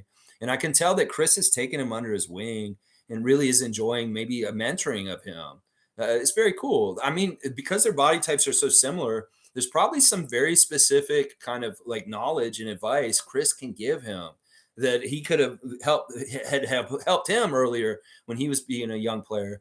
So hopefully he's helping Mogi in ways to know how to utilize his body better in his very specific, unique frame, and also how to maybe muscle build easier with that frame also. You know, Chris had a struggle with this to put on weight.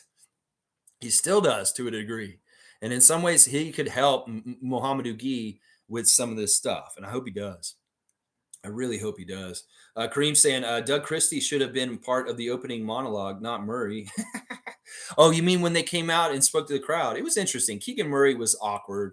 He didn't very much speak very much. And he was just saying he was happy to be in Vancouver. I don't know. They don't usually use coaches for this. They usually don't.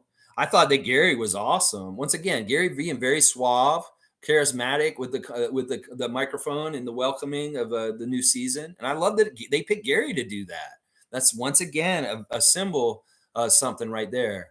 That Gary is very much in favor with our team. If you think about in the last couple of years with Nick, he's kind of on the fringes. We wouldn't see him in Raptors administrative, social media posts. But Gary was very much in the background and not somebody we keyed on as being one of our guys. I don't think that's the case anymore. In some ways, he's coming into more of the picture. Maybe partly it is because of Nick and the way he wanted to treat the team. Gary's more at the forefront and a part of our team as a leader, and I like that. Just so nobody's saying Michael McDonald, character equals steward. Yeah, Michael McDonald. That's like, look what I can do, Mom. You know, and he like freaks out and does a little dance. Yeah, Michael McDonald, that's his name. It's not, I can't forget, my love is on the same again. No, it's not Michael McDonald, the singer that's an amazing yacht rock singer. No, we love both Michael McDonalds. Michael McDonald from Mad TV is a very underrated comedic person. In some ways, some people say he's like Jim Carrey with his mannerisms and his talent. He didn't get the same shine or notoriety. But man, was that guy good in that Stewart character? Wasn't he just a nobody? Man, thank you for reminding me of the name of the guy, Michael McDonald. It's like, look what I can do. And then it's Mo Collins, who play the mom. He's like, "Oh, Stuart, what are you doing? No, Stuart, don't do. But mom, I don't wanna. I don't wanna."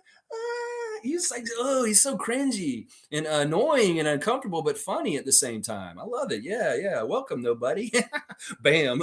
Must saying cut off. W stream, W game. Keep at it, Lex. Always good times. Go Raptors. Yeah. Hi, nameless. Hi, nobody. Hi, nobody. Hi, nameless. I don't know who you guys are. Anonymous. Tom Duke is saying you guys are related. It must be Italian. I don't know. Cool Cat saying question: is Terrence Davis still playing for the Kings? That's wow. I didn't even notice he wasn't there. That's right. He wasn't. You know what? He's not. He didn't play last night, and they played everybody they had available. Yeah, this is weird. I didn't realize that he's gone. Who knows where he is? Maybe we can find out where Terrence Davis went. I don't think he is on the Kings anymore.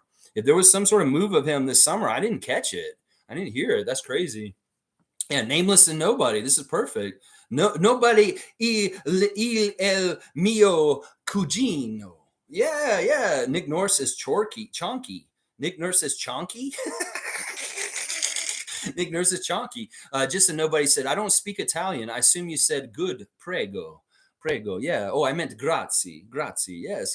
Hey. This is a side benefit of this channel. You'll learn some Italian from our Italian teacher, Nameless. That's right. Isaac saying W stream, like and subscribe. Going to be a long, exciting season. Cut it off. Thank you, Isaac Campbell. Wayne Strainer saying, I am seeing Jeff running a second unit and move over Malachi to shooting guard. To your point, Malachi has to make his shots to make it work and secure his tenure here. That's right. Malachi, you just got to make your fucking shots. You're off the team if you don't make your open shots. I'm sorry. That's just how it is. You could do this at the Pro-Am in Seattle and get 60 points. I don't give a shit. You can't make shots during the NBA games. You're useless to us in degree. So, yeah, with you, Wayne, 100%. Mugabe saying, good morning, Raptor Freaks. Lex, I love how Pascal's playing good defense. If he plays like that, he will be all defensive team. This is really interesting. Y'all really picked up on Pascal putting more energy on the defensive end. Well, fuck you, Nick Nurse, for overplaying him on the offensive end. That's right. Race Mode Daily's here. Let's go. Lexathon. Happy Thanksgiving. Thank you, Edmund. Happy Thanksgiving to you and your family. I hope you guys are a blessed and happy day, full of love and communication and just good times, you and your boys. Yeah, John's saying those negative fans are probably disappointed that the Raps won and looked good doing it. Yeah, this is the thing, John. There's a contingency of people in our fan nation that are not fans of the Raptors. They're either Leaf fans that are more hockey people, and they're cynical and jaded because the Leafs self-destruct so often. And in some ways, they want to project that kind of stuff onto our nation and think that the Raptors are the same. And that's why they're so negative and kind of in. I want to try and win those people over, and I don't hate them. The ones that I really hate are the ones who are not with us. They're American fans that come into our fan spaces. They may have a name on their Twitter account that says it's Raptors, but they are not. They're wolves in sheep's clothing. And sometimes they're Sixers fans. Sometimes they're Celtics fans. And there's a real information war, perception war online. Well, a way to make the perception weird in your own fan nation is to act like you're a fan of a nation and put out crazy asinine shit and takes and hope that there's other people in that fan nation that will parrot and agree with you and push it further. I firmly say that the man named Robert Misovich, who runs Pensair Basketball, another YouTube channel, is one of these kind of people. He just wants to destroy and not create. He wants to pull us apart. He wants Fred gone last year. He wants Pascal gone this year. And that's what I'm saying. You can find out whether somebody's a good Raptor fan if they want to create and build positively, or they just want to destroy things. Tear it down. We need to redo this. We need to restart. We need to tank for help. All these kind of things. Fire Masai is doing horrible. That's the voices of people from other fan nations acting like they're Raptors fans. Because if you're a real Raptors fan, you protect the hell out of Masai, and you don't say some of the stupid ass shit that they're saying. Either they're other people from other fan nations acting like us, or they're really dumb, ignorant, dumb people that just don't know what the fuck they're talking about. Really bad casuals. So, Johnny, I agree with you, man. These negative fans are disappointed because they're not going to be winning the perception war because reality has been shown on the court.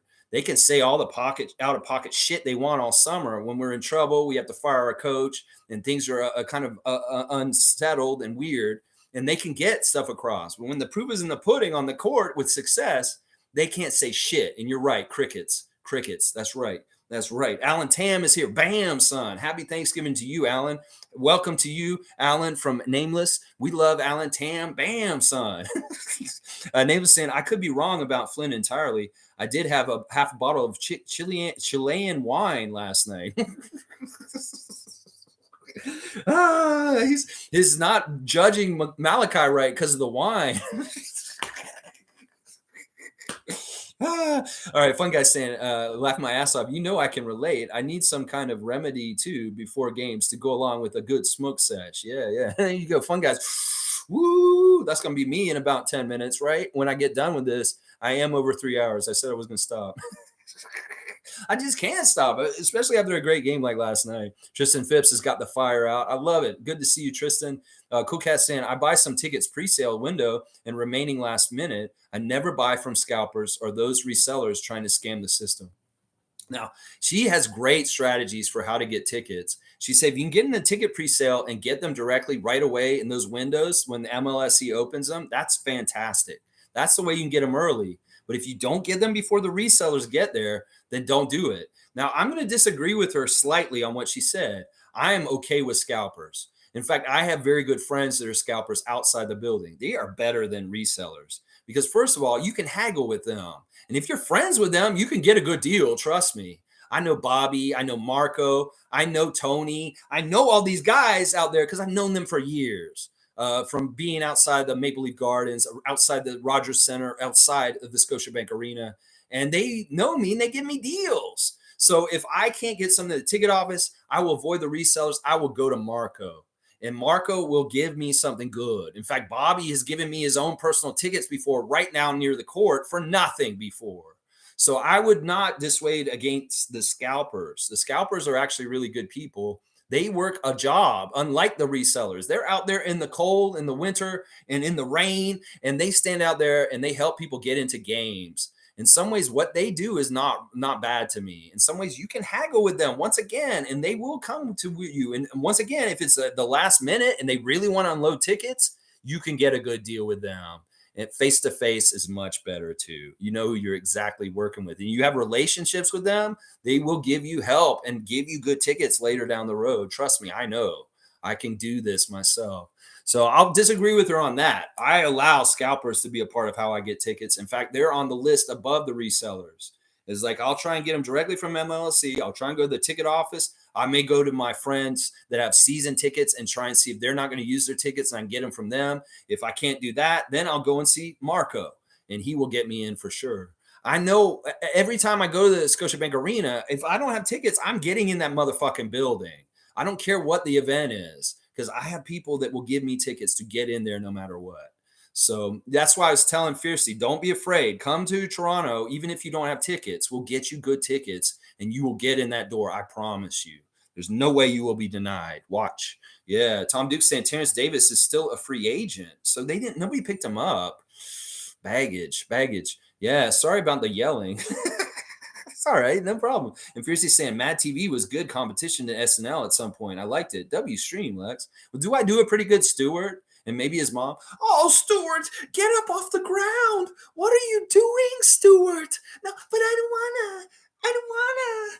Stuart, get up off the ground.